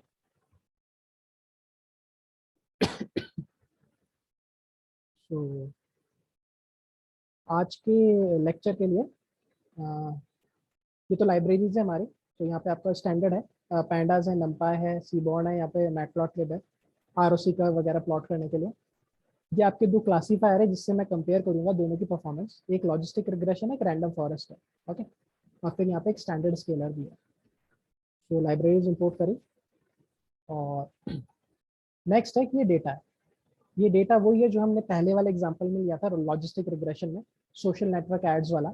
ओके, आप में से काफ़ी लोग जानते होंगे इसको। सो वही है, इसमें आपके 3 कॉलम्स हैं, जेंडर है, एज है, एस्टिमेटेड सैलरी है, और इससे आपको प्रेडिक्ट करना है कि वेदर वो पर्सन परचेज करेगा या नहीं करेगा। ओके, तो यहाँ पे डेटा प्री प्रोसेसिंग स्टेप्स है, तो ये बस 2 ही स्टेप है, तो इन दोनों को मैंने मर्ज कर दिया, तो पहले भी किए हुए हैं क्योंकि हमने, तो फर्स्ट स्टेप में मैं यूजर ID कॉलम में ही हटा रहा हूँ, ठीक है, क्योंकि यूजलेस है कॉलम मेरे लिए, और दूसरे स्टेप में इस जेंडर वाले कॉलम को मैं इंटीजर में कन्वर्ट करा। ओके, मेल की जगह 0, फीमेल की जगह 1। ओके, लाइक उसको रन किया, और यहाँ पे आप देख सकते हो कि यूजर ID वाला कॉलम है वो हट गया है, और जेंडर है वो भी इंटीजर में कन्वर्ट हो चुका है। ओके, और नेक्स्ट यहाँ पे हम जो एक्स आपका है उसके अंदर हम सारा पूरा डेटा रख रहे हैं, बस परचेज वाला कॉलम नहीं रख रहे, और वाई में जस्ट परचेज वाला कॉलम। सो एक्स और वाई आपके सेपरेट आउट हो गए। देन नेक्स्ट है आपका train test split. Okay, train test split से हम स्प्लिट कर रहे हैं एक्स ट्रेन एक्स टेस्ट में, और 80% डेटा आपका ट्रेनिंग में, 20% टेस्टिंग में। ये भी सेम कोड है, पहले काफ़ी बार हम यूज़ कर चुके हैं। तो 320 आपका ट्रेनिंग, 80 आपका टेस्टिंग, लाइकवाइज। ओके, नेक्स्ट अब यहाँ पे मैंने क्या किया है,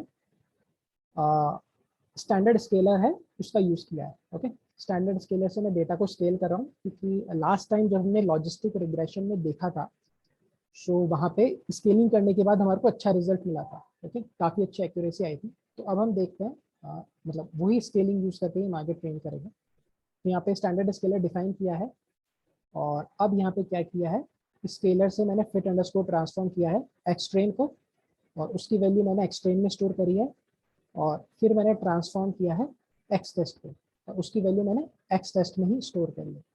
ओके, सो इस तरीके से मेरा एक्स ट्रेन और एक्स टेस्ट ट्रांसफॉर्म हो गए, स्टैंडर्ड स्केल हो गए दोनों। Okay, likewise. और नेक्स्ट यहाँ पे आप देखो, हम दो मॉडल डिफाइन कर रहे हैं।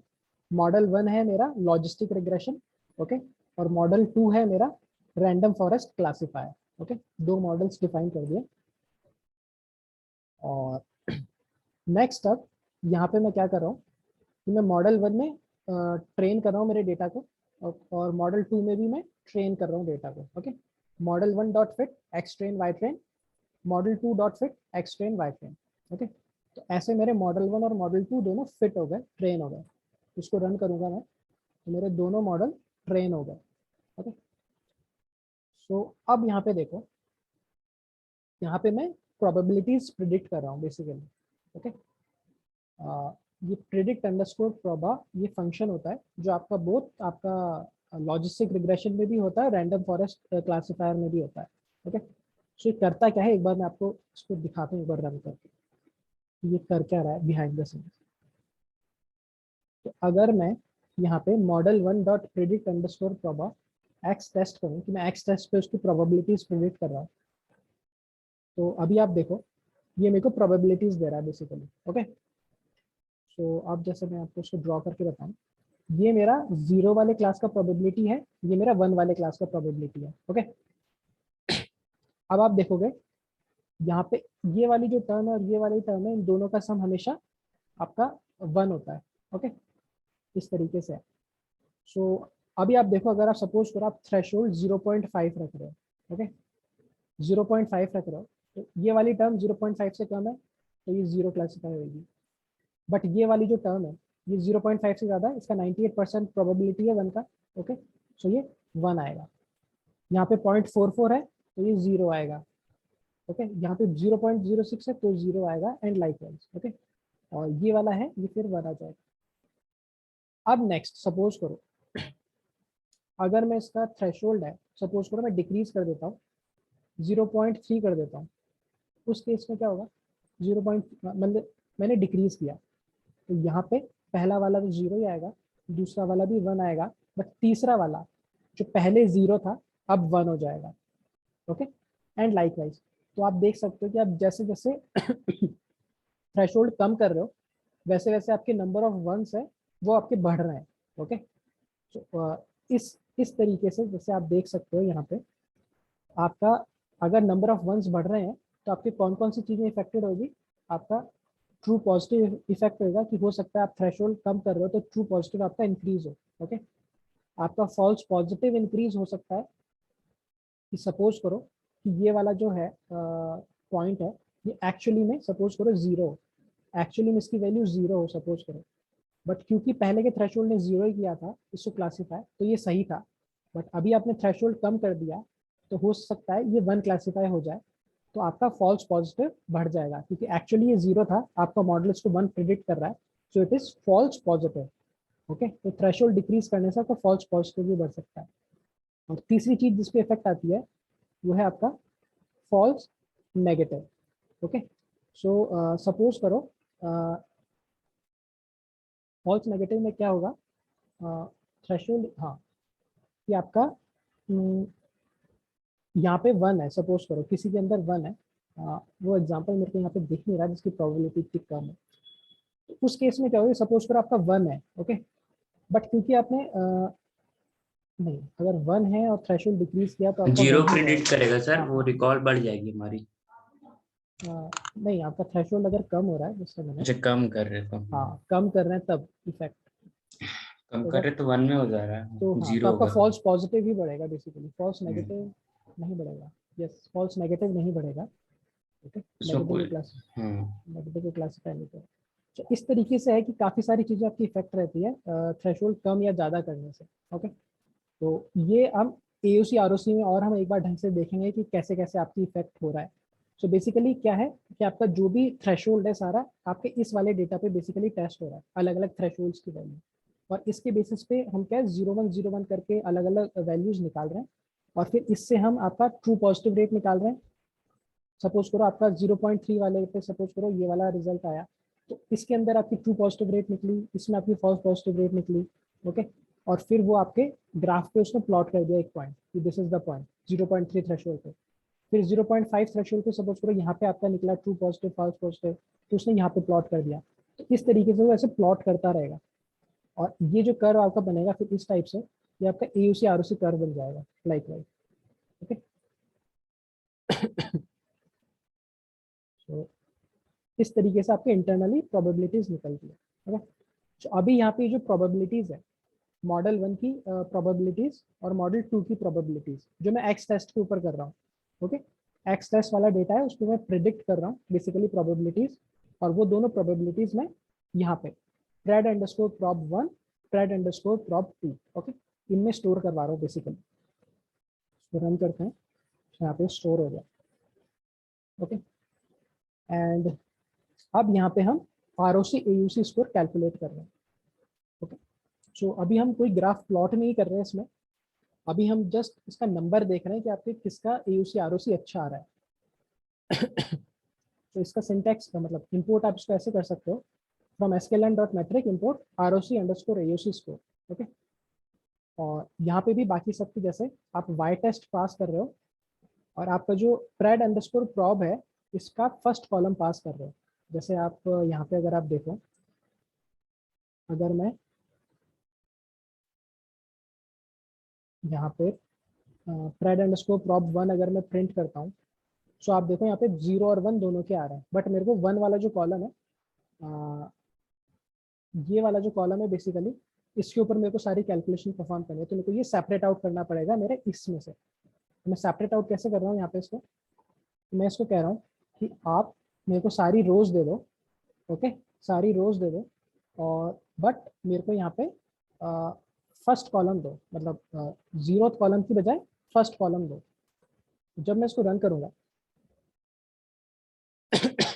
तो जब मैं इसको रन करूँगा तो आप देखो मेरे को एक एरे मिल गया, सिंगल एरे, इसमें सारे के सारा मेरा फर्स्ट कॉलम की वैल्यू है। जस्ट लाइक इसको एक बार दोबारा एक बार रन कर देते हैं ऊपर। अभी आप देखो मेरा फर्स्ट कॉलम की है तो यहाँ पे 0.29 है। ओके, देन 0.013 है, देन 0.19 है। तो यहाँ पे देखो, ओके हाँ, तो 0.29 से स्टार्ट था, फिर 0.013 था, फिर 0.91 है। ओके, तो इस तरीके से आप देख सकते हो मैंने यहाँ पे जो फर्स्ट कॉलम है इसका ये वाला जो कॉलम है, ये वाला कॉलम है, बस ये सेलेक्ट कर लिया इसका। ओके, और इस पे ही मैं सारी कैलकुलेशंस अप्लाई कर रहा हूँ अभी मैं। ओके, सो इस तरीके से आप आपका कॉलम सेलेक्ट करोगे। सो यहाँ पे मैंने y टेस्ट और सेकेंड आर्गुमेंट में फर्स्ट वाला कॉलम दिया, बेसिकली 0th कॉलम में उसका सेकेंड वाला जो जिसका इंडेक्स 1 है वो वाला कॉलम दिया, और अब यहाँ पे मैं AUC ROC स्कोर कैलकुलेट कर रहा हूँ। सो अभी आप देख सकते हो जो मॉडल 1 का AUC ROC है वो 0.96 है, मतलब 96% इट इज एक्यूरेट, बट आपका जो रैंडम फॉरेस्ट है उसका 0.97 है। इससे हमारे को ये पता पड़ता है कि आपका जो रैंडम फॉरेस्ट है वो आपका बेटर परफॉर्म कर रहा है as compare to your logistic regression.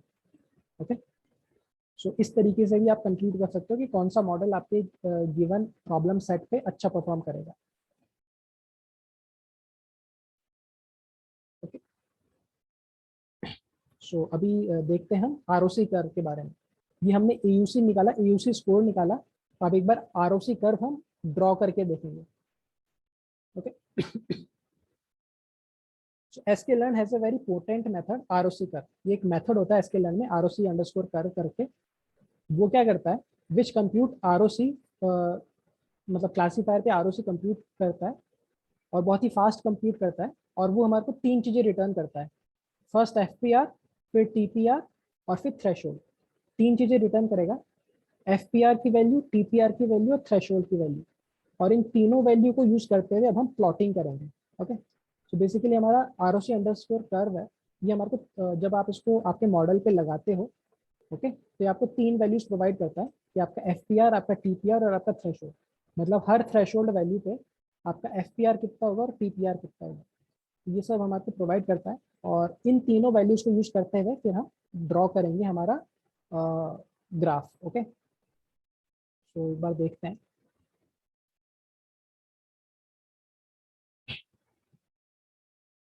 अभी यहाँ पे ROC कर्व को हम इंपोर्ट कर रहे हैं from sklearn.matrix import ROC curve. Okay, इस तरीके से आपका इंपोर्ट हो गया ROC कर्व।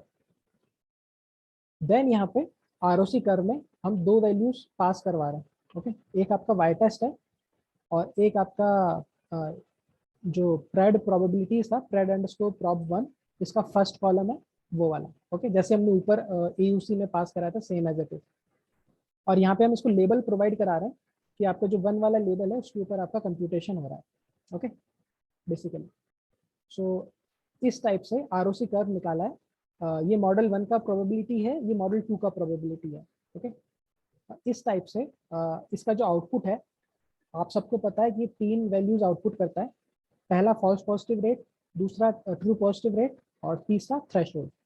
सो ये सारी जो वैल्यूज ये आउटपुट करेगा, इसको इन वेरिएबल्स में हम स्टोर करवा रहे हैं, FPR1, TPR1 और थ्रेशोल्ड। और ऐसे ही मॉडल 2 के लिए FPR2, TPR2, थ्रेशोल्ड 2। ओके, तो ये तो हो गया आपका ROC कर्व, मॉडल्स का ROC कर्व। और दूसरा हम बेसलाइन कर्व यहाँ पे बना रहे हैं। तो बेसलाइन कर्व में क्या है कि बेसिकली हम जो रैंडम प्रोबेबिलिटी है उसमें हम सब में 0 पुट कर रहे हैं बेसिकली। ओके, आप ये कोड अगर आप रन करोगे, ये कोड रन करोगे तो आपको 0 वैल्यूज ही मिलेंगी। तो जस्ट लाइक आपका नल एरर होता है, जैसे आपका नल एरर हो रहा था, नल एरर रेट था, तो उसमें यही था कि मेजॉरिटी क्लास अगर आप प्रिडिक्ट करते हो, सो आपकी एक्यूरेसी कितनी है। ओके, सो उसका भी हम देखेंगे यहाँ पे कि हमने सबको 0 वाली क्लास में किया है, और फिर उसका FPR और TPR करके हमने यहाँ पे उसकी वैल्यूज स्टोर कर लिया। ओके, ROC कर्व में पास कराया कि y टेस्ट की आपका नॉर्मल ये वैल्यू है, और यहाँ पे सबकी वैल्यू हमने 0 यहाँ पे दे दी है इसको। ओके, सो ये आपका बेसलाइन कर्व हो गया यहाँ पे, और ये आपके मॉडल्स के कर्व हो गए कि वो कैसा प्रेडिक्ट कर रहे हैं। ओके, सो यहाँ पे हमने वैल्यूज स्टोर करा दिया, और अब हम इसको प्लॉट करेंगे, बेसिकली इन वैल्यूज को प्लॉट करेंगे। Okay, so here comes the matplotlib वाला पार्ट। ओके, सो इसको मैं एक्सप्लेन कर देता हूँ कि आपका PLT डॉट प्लॉट करके हम यहाँ पे प्लॉट कर रहे हैं। ओके, प्लॉट कर रहे हैं क्या, आपका x एक्सिस पे FPR कर रहे हैं, y एक्सिस पे TPR कर रहे हैं। यहाँ पे FPR 1 हो रहा है, यहाँ पे TPR 1 हो रहा है। ओके, और हर थ्रेशोल्ड के ऊपर, ओके, हर थ्रेशोल्ड पे आपका स्टार मार्क हो रहा है। ओके, आपका हर थ्रेशोल्ड स्टार से यहाँ पे मार्क हो रहा है, और आपकी लाइन की स्टाइल है यहाँ पे ये डैश डैश करके है। और फर्स्ट वाला मॉडल है उसका कलर ऑरेंज है, दूसरे वाले मॉडल का कलर ग्रीन है, और यहाँ पे लेबल जो नाम दे दिया है इसको लॉजिस्टिक रिग्रेशन, सेकंड वाले को रैंडम फॉरेस्ट। ओके, सो इस तरीके से आपकी ये 2 लाइन प्लॉट्स हैं जो यहाँ पे हमने बनाए। ओके, मेन इसमें ये है x एक्सिस पे आपका FPR1, y एक्सिस पे TPR1, नीचे वाले के लिए x एक्सिस पे FPR2, y एक्सिस पे TPR2। ओके, और नेक्स्ट लाइन में आपका बेस लाइन जो मॉडल है वो प्लॉट हो रहा है। ओके, PFPR और PTPR। ओके, और बेस लाइन मॉडल। ओके, और इसका कलर ब्लू है। तो ये आपकी सारी प्लॉटिंग बस इन 3 लाइन में हो गई, आपका पूरा प्लॉट ये 3 लाइन में प्लॉट हो गया। ओके, और यहाँ पे बस हम टाइटल दे रहे हैं, x लेबल, y लेबल दे रहे हैं। ओके, तो अभी इस प्लॉट को प्लॉट करेंगे एक बार। सो आपका कुछ इस टाइप से आया, देखो प्लॉट। ओके, तो इसको थोड़ा अंडरस्टैंड करते हैं। सो अभी आप देखो, यहाँ पे आप देखो this is your base line. Okay, ये वाली जो चीज़ है ये आपकी बेस लाइन है कि अगर आप सबको 0 प्रेडिक्ट करते हो तो आपका मॉडल इतनी लगभग एक्यूरेसी देगा। ओके, और ग्रीन वाला कर्व आपका रैंडम फॉरेस्ट का है और ऑरेंज वाला लॉजिस्टिक रिग्रेशन का है। तो आप देख सकते हो ये वाला जो पॉइंट है, देखो ये वाला पॉइंट है और यहाँ पे लगभग आप ये वाले पॉइंट्स ले लो आप। सो आपके दोनों मॉडल के ये वाले जो पॉइंट्स है ये आपके थोड़ा बैलेंस्ड पॉइंट्स है, जहाँ पे आपका प्रिसीजन और रिकॉल की वैल्यू दोनों बैलेंस्ड आ रही है। ओके, स्टार्टिंग में यहाँ पे देखो कि यहाँ पे आपका रिकॉल काफ़ी हाई था इस पॉइंट तक, बट रैंडम फॉरेस्ट यहाँ से थोड़ा सा रिकॉल इसने कम कर लिया। मतलब रिकॉल कम नहीं किया, बेसिकली आपका थोड़ा सा फॉल्स पॉजिटिव है वो आपका बढ़ गया यहाँ पे। ओके, और अब वो यहाँ से इंक्रीज हो रहा है, बट आपका जो रिकॉल है वो सेम मेंटेन रह रहा है। ओके, मतलब ये फॉल्स पॉजिटिव सेम है, बट आपका ये रिकॉल है वो मतलब इंक्रीज होते जा रहा है जैसे जैसे आप आपका थ्रेशोल्ड बढ़ा रहे हो। ऑन द अदर हैंड आपका जो लॉजिस्टिक रिग्रेशन था उसने यहाँ तक इस वाले पॉइंट तक उसके पास कोई भी फॉल्स पॉजिटिव नहीं थे, मतलब फॉल्स पॉजिटिव रेट एकदम उसकी 0 थी, और इस पॉइंट के बाद अब उसकी तेजी से यहाँ पे बढ़ने लग गई। ओके, इसकी ज़्यादा तेजी से बढ़ी है as compare to random forest. तो रैंडम फॉरेस्ट का ये वाला पॉइंट है, it is more balanced as compare to this logistic regression. और आप एरिया अंडर द कर्व भी देखो तो आपका रैंडम फॉरेस्ट है उसका स्लाइटली बढ़ा है, बहुत ही स्लाइटली बढ़ा है as compare to logistic regression.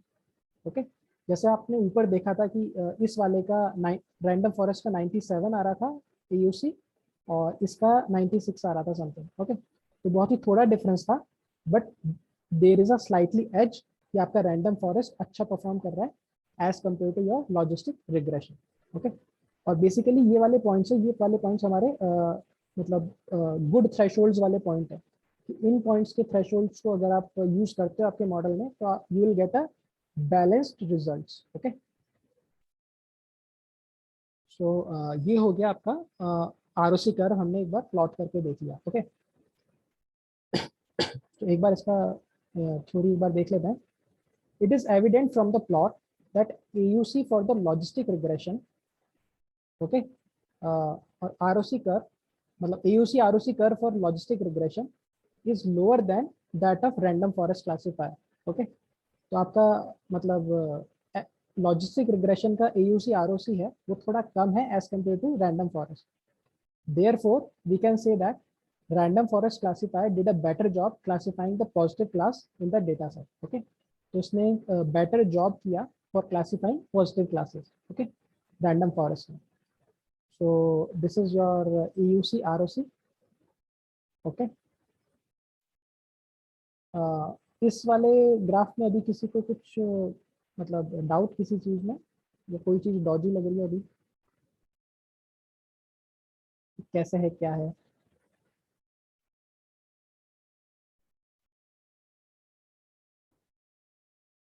Okay, आगे बढ़ते हैं। So next is very important thing कि आपने ऊपर देख लिया कि प्लॉट कैसे करना है या आपने एरिया कैसे निकाल रहे हो आप। ओके, सो वो आपको पता पड़ गया, but now is the real thing. अब आपको यहाँ पे दिख रहा है कि ये वाला थ्रेशोल्ड अच्छा है, बट हाउ टू गेट इस थ्रेशोल्ड तक कैसे पहुंचे। ओके, या इस थ्रेशोल्ड तक कैसे पहुंचे यहाँ पे, और वो भी ऑटोमेटिकली कैसे पहुंचे, कि ऐसा नहीं आपको हर बार सेलेक्ट करना पड़े। तो उसका भी एक तरीका होता है। ओके, तो उस तरीके को हम देखेंगे कि how to select optimal threshold value for a model. So इसके लिए हम क्या यूज करते हैं, बेसिकली हम ज्योमेट्रिक मीन यूज करते हैं, जिसको जी मीन भी कहते हैं। ये बेसिकली इम्बैलेंस क्लासिफिकेशन के अंदर यूज आती है, बट ये आपका बैलेंस क्लासिफिकेशन प्रॉब्लम है उसमें भी अच्छा परफॉर्म करता है। ओके, इफ ऑप्टिमाइज, अगर आप जी मीन को ऑप्टिमाइज करते हो, we'll seek a balance between sensitivity and specificity। ये आपका सेंसिटिविटी और स्पेसिफिसिटी काफी टंग ट्विस्टर है। बेसिकली इट इज TPR और FPR। ओके, इसमें आपका सेंसिटिविटी होता है शायद आपका ट्रू पॉजिटिव रेट होता है। यस सर, एक बार ऊपर देख लेते हैं एक बार आपका स्पेसिफिसिटी ट्रू नेगेटिव रेट। हाँ, आपका FPR होता है 1 - वन माइनस स्पेसिफिसिटी और आपका टीपीआर है जो आपका रिकॉल भी होता है, उसको सेंसिटिविटी कहते हो आप। ओके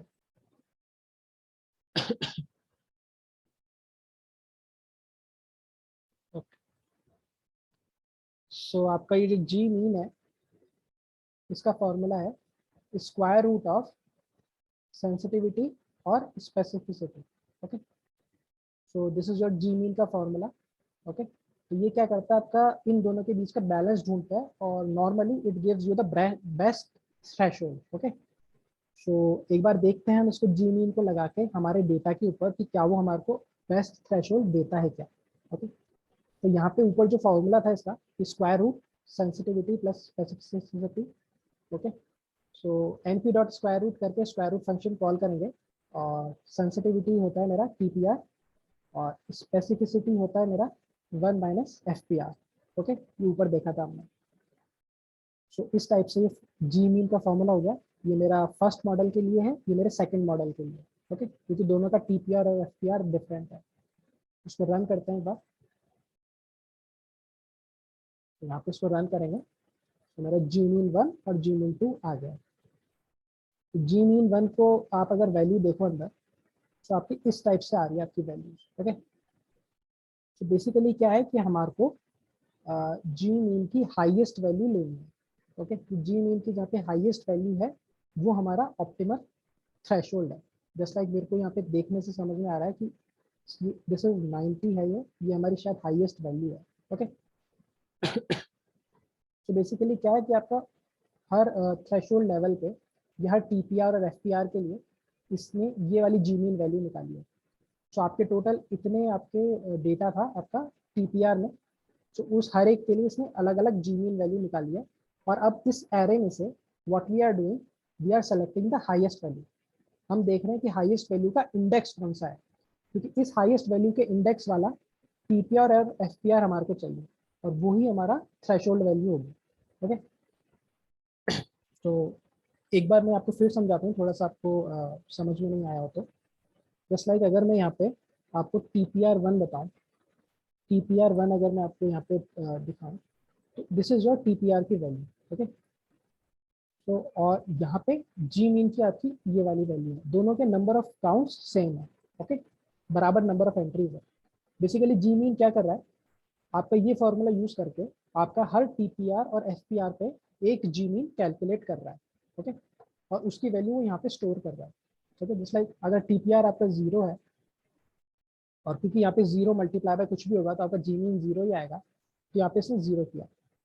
नेक्स्ट 0.035 के लिए आपका जी मीन की वैल्यू ये आई। ओके, एंड लाइक वाइज इस टाइप से आपका चलता जाएगा कि हर टीपीआर वैल्यू पे हर जी मीन वैल्यू कितनी आई।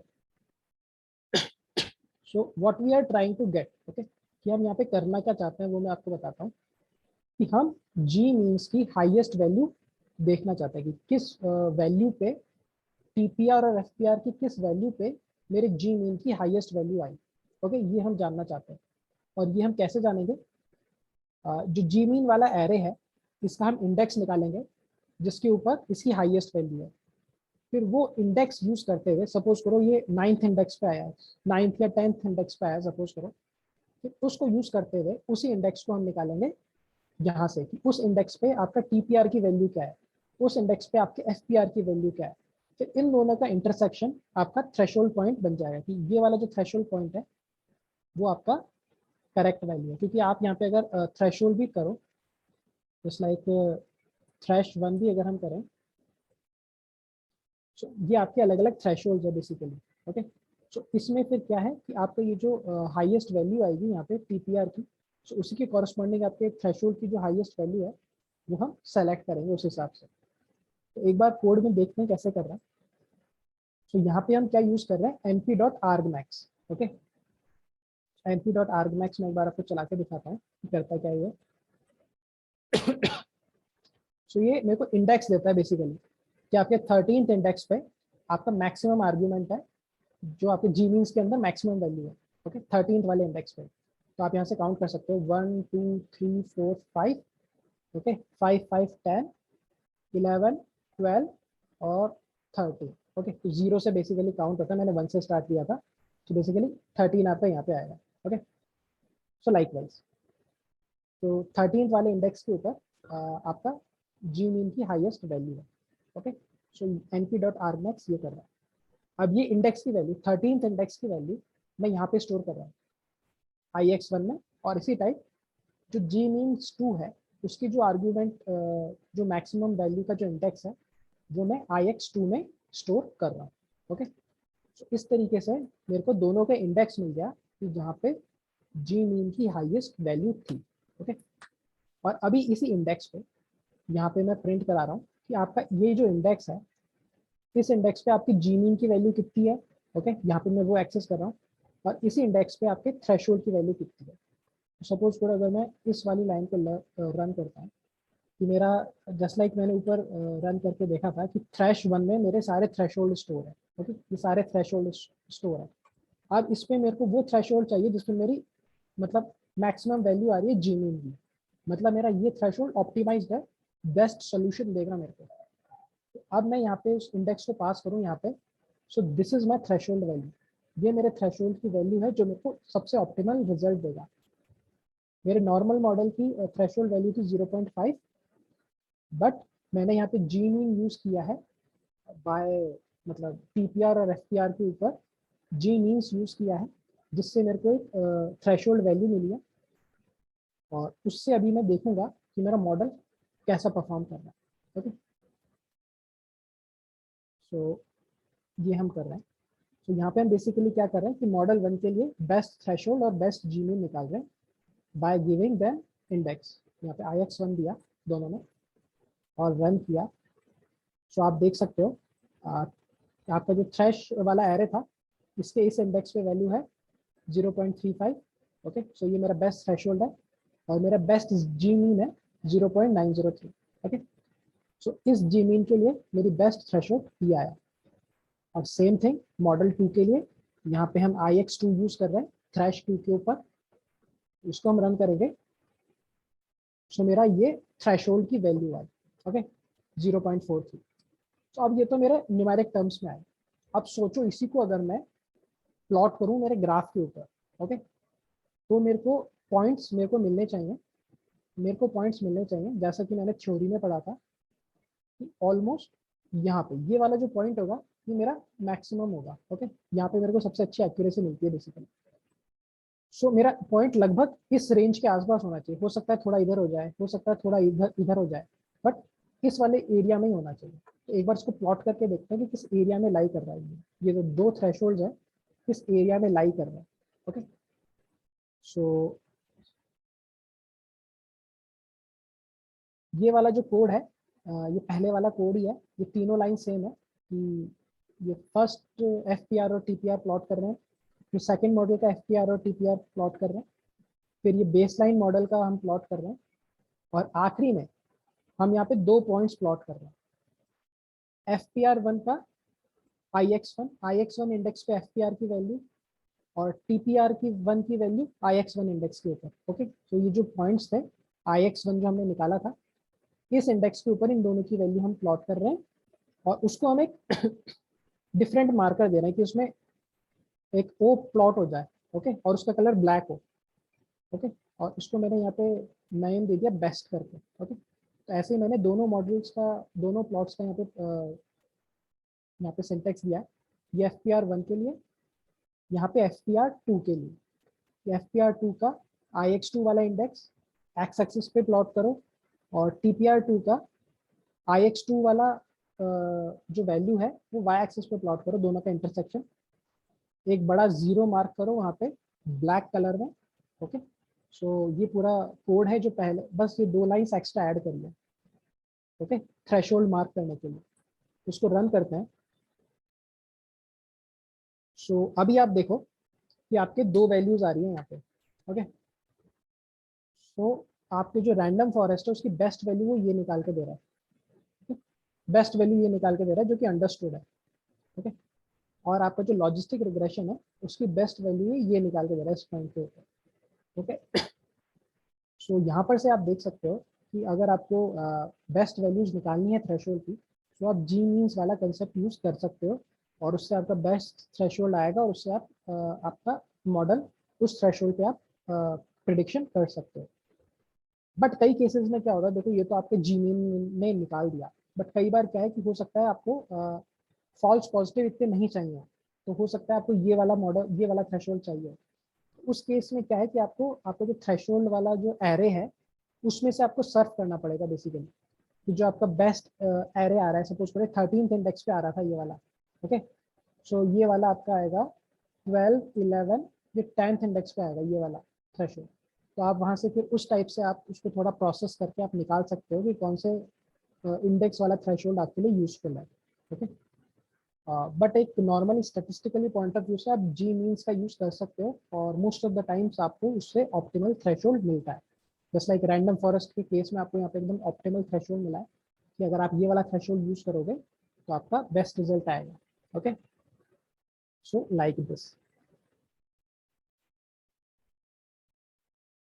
सो अभी हमारे पास थ्रेशोल्ड की वैल्यू आ गई है। so, अब क्या करते हैं, अब हम एक कंफ्यूजन मैट्रिक्स प्लॉट करते हैं इस थ्रेशोल्ड के ऊपर और देखते हैं हमारे रिजल्ट कैसे आ रहे हैं, ओके।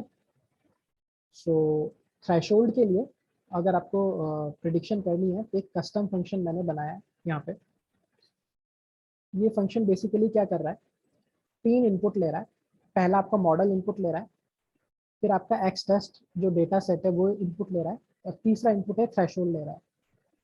सो बेसिकली ये क्या करेगा कि आपका जो मॉडल है यहाँ पे प्रिडिक्ट अंडरस्कोर प्रोबा करेगा, जिससे प्रोबेबिलिटीज प्रिडिक्ट करता है, और एक्स टेस्ट के ऊपर ये प्रिडिक्शन देगा। ये सारी प्रिडिक्शन आपके प्रॉब्स में स्टोर होगी, ओके, प्रॉब्स में स्टोर होगी।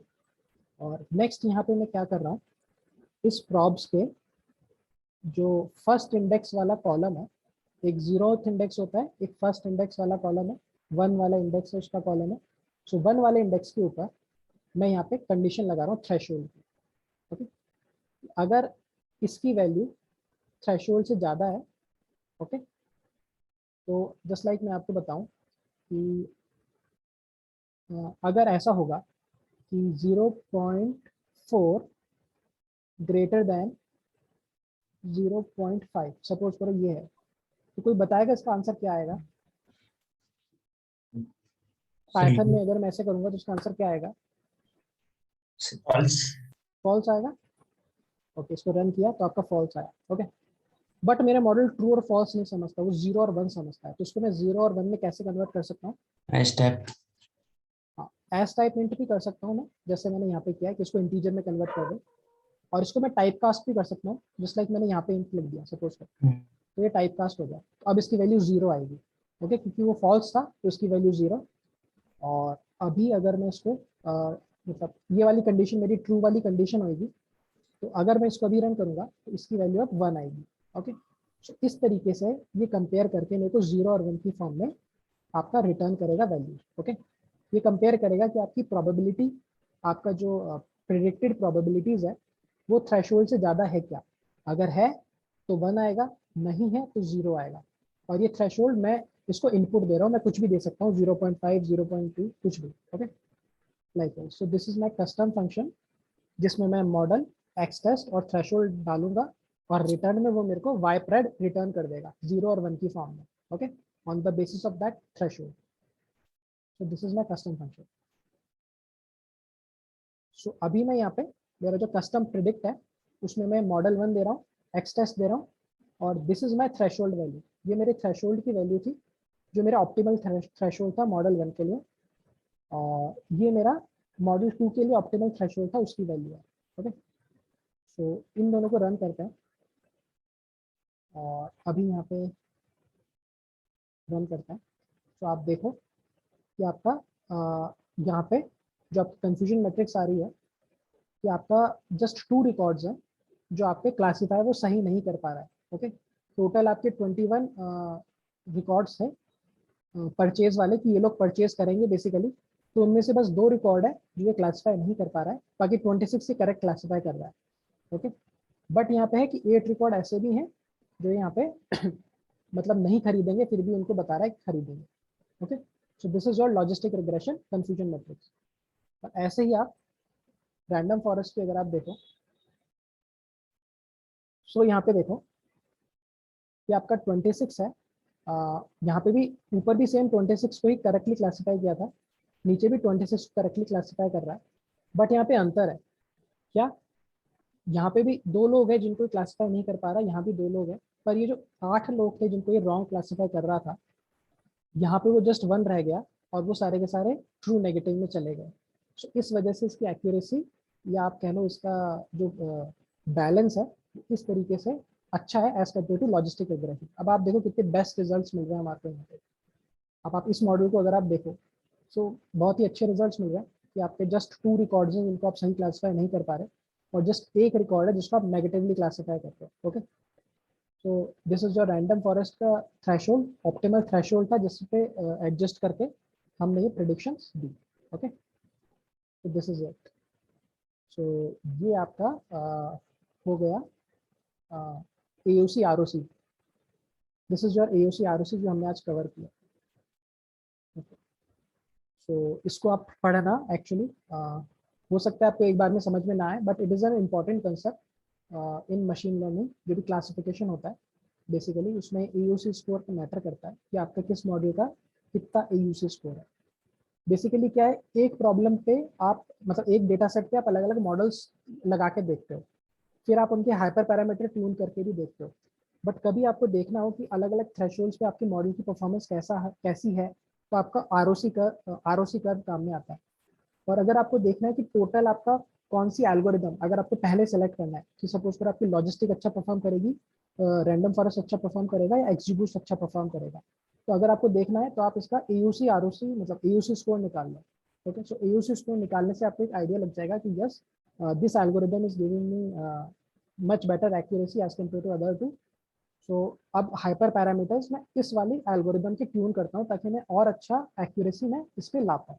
ओके, इस तरीके से आप आगे सेलेक्ट करते करते ऐसे बढ़ते हो। AUC is an important metric. Okay, likewise. Okay, so आज की क्लास में ये टॉपिक था जो हमने कवर किया। सो अभी अगर आपके भी क्वेश्चंस हैं तो अभी क्वेश्चंस ले लेते हैं।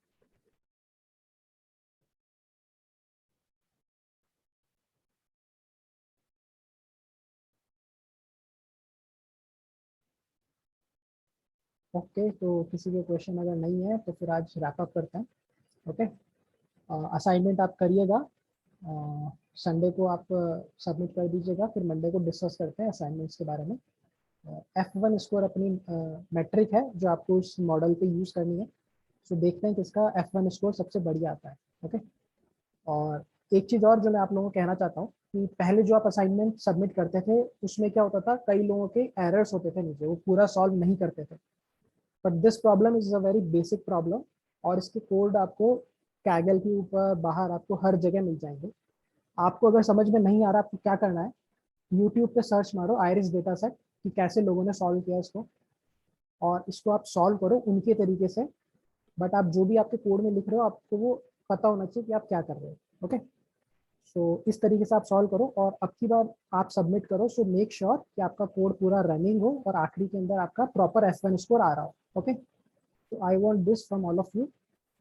तो संडे को आप सबमिट कर दीजिएगा आपकी असाइनमेंट, और मंडे को फिर इस बारे में डिस्कस करते हैं। ओके,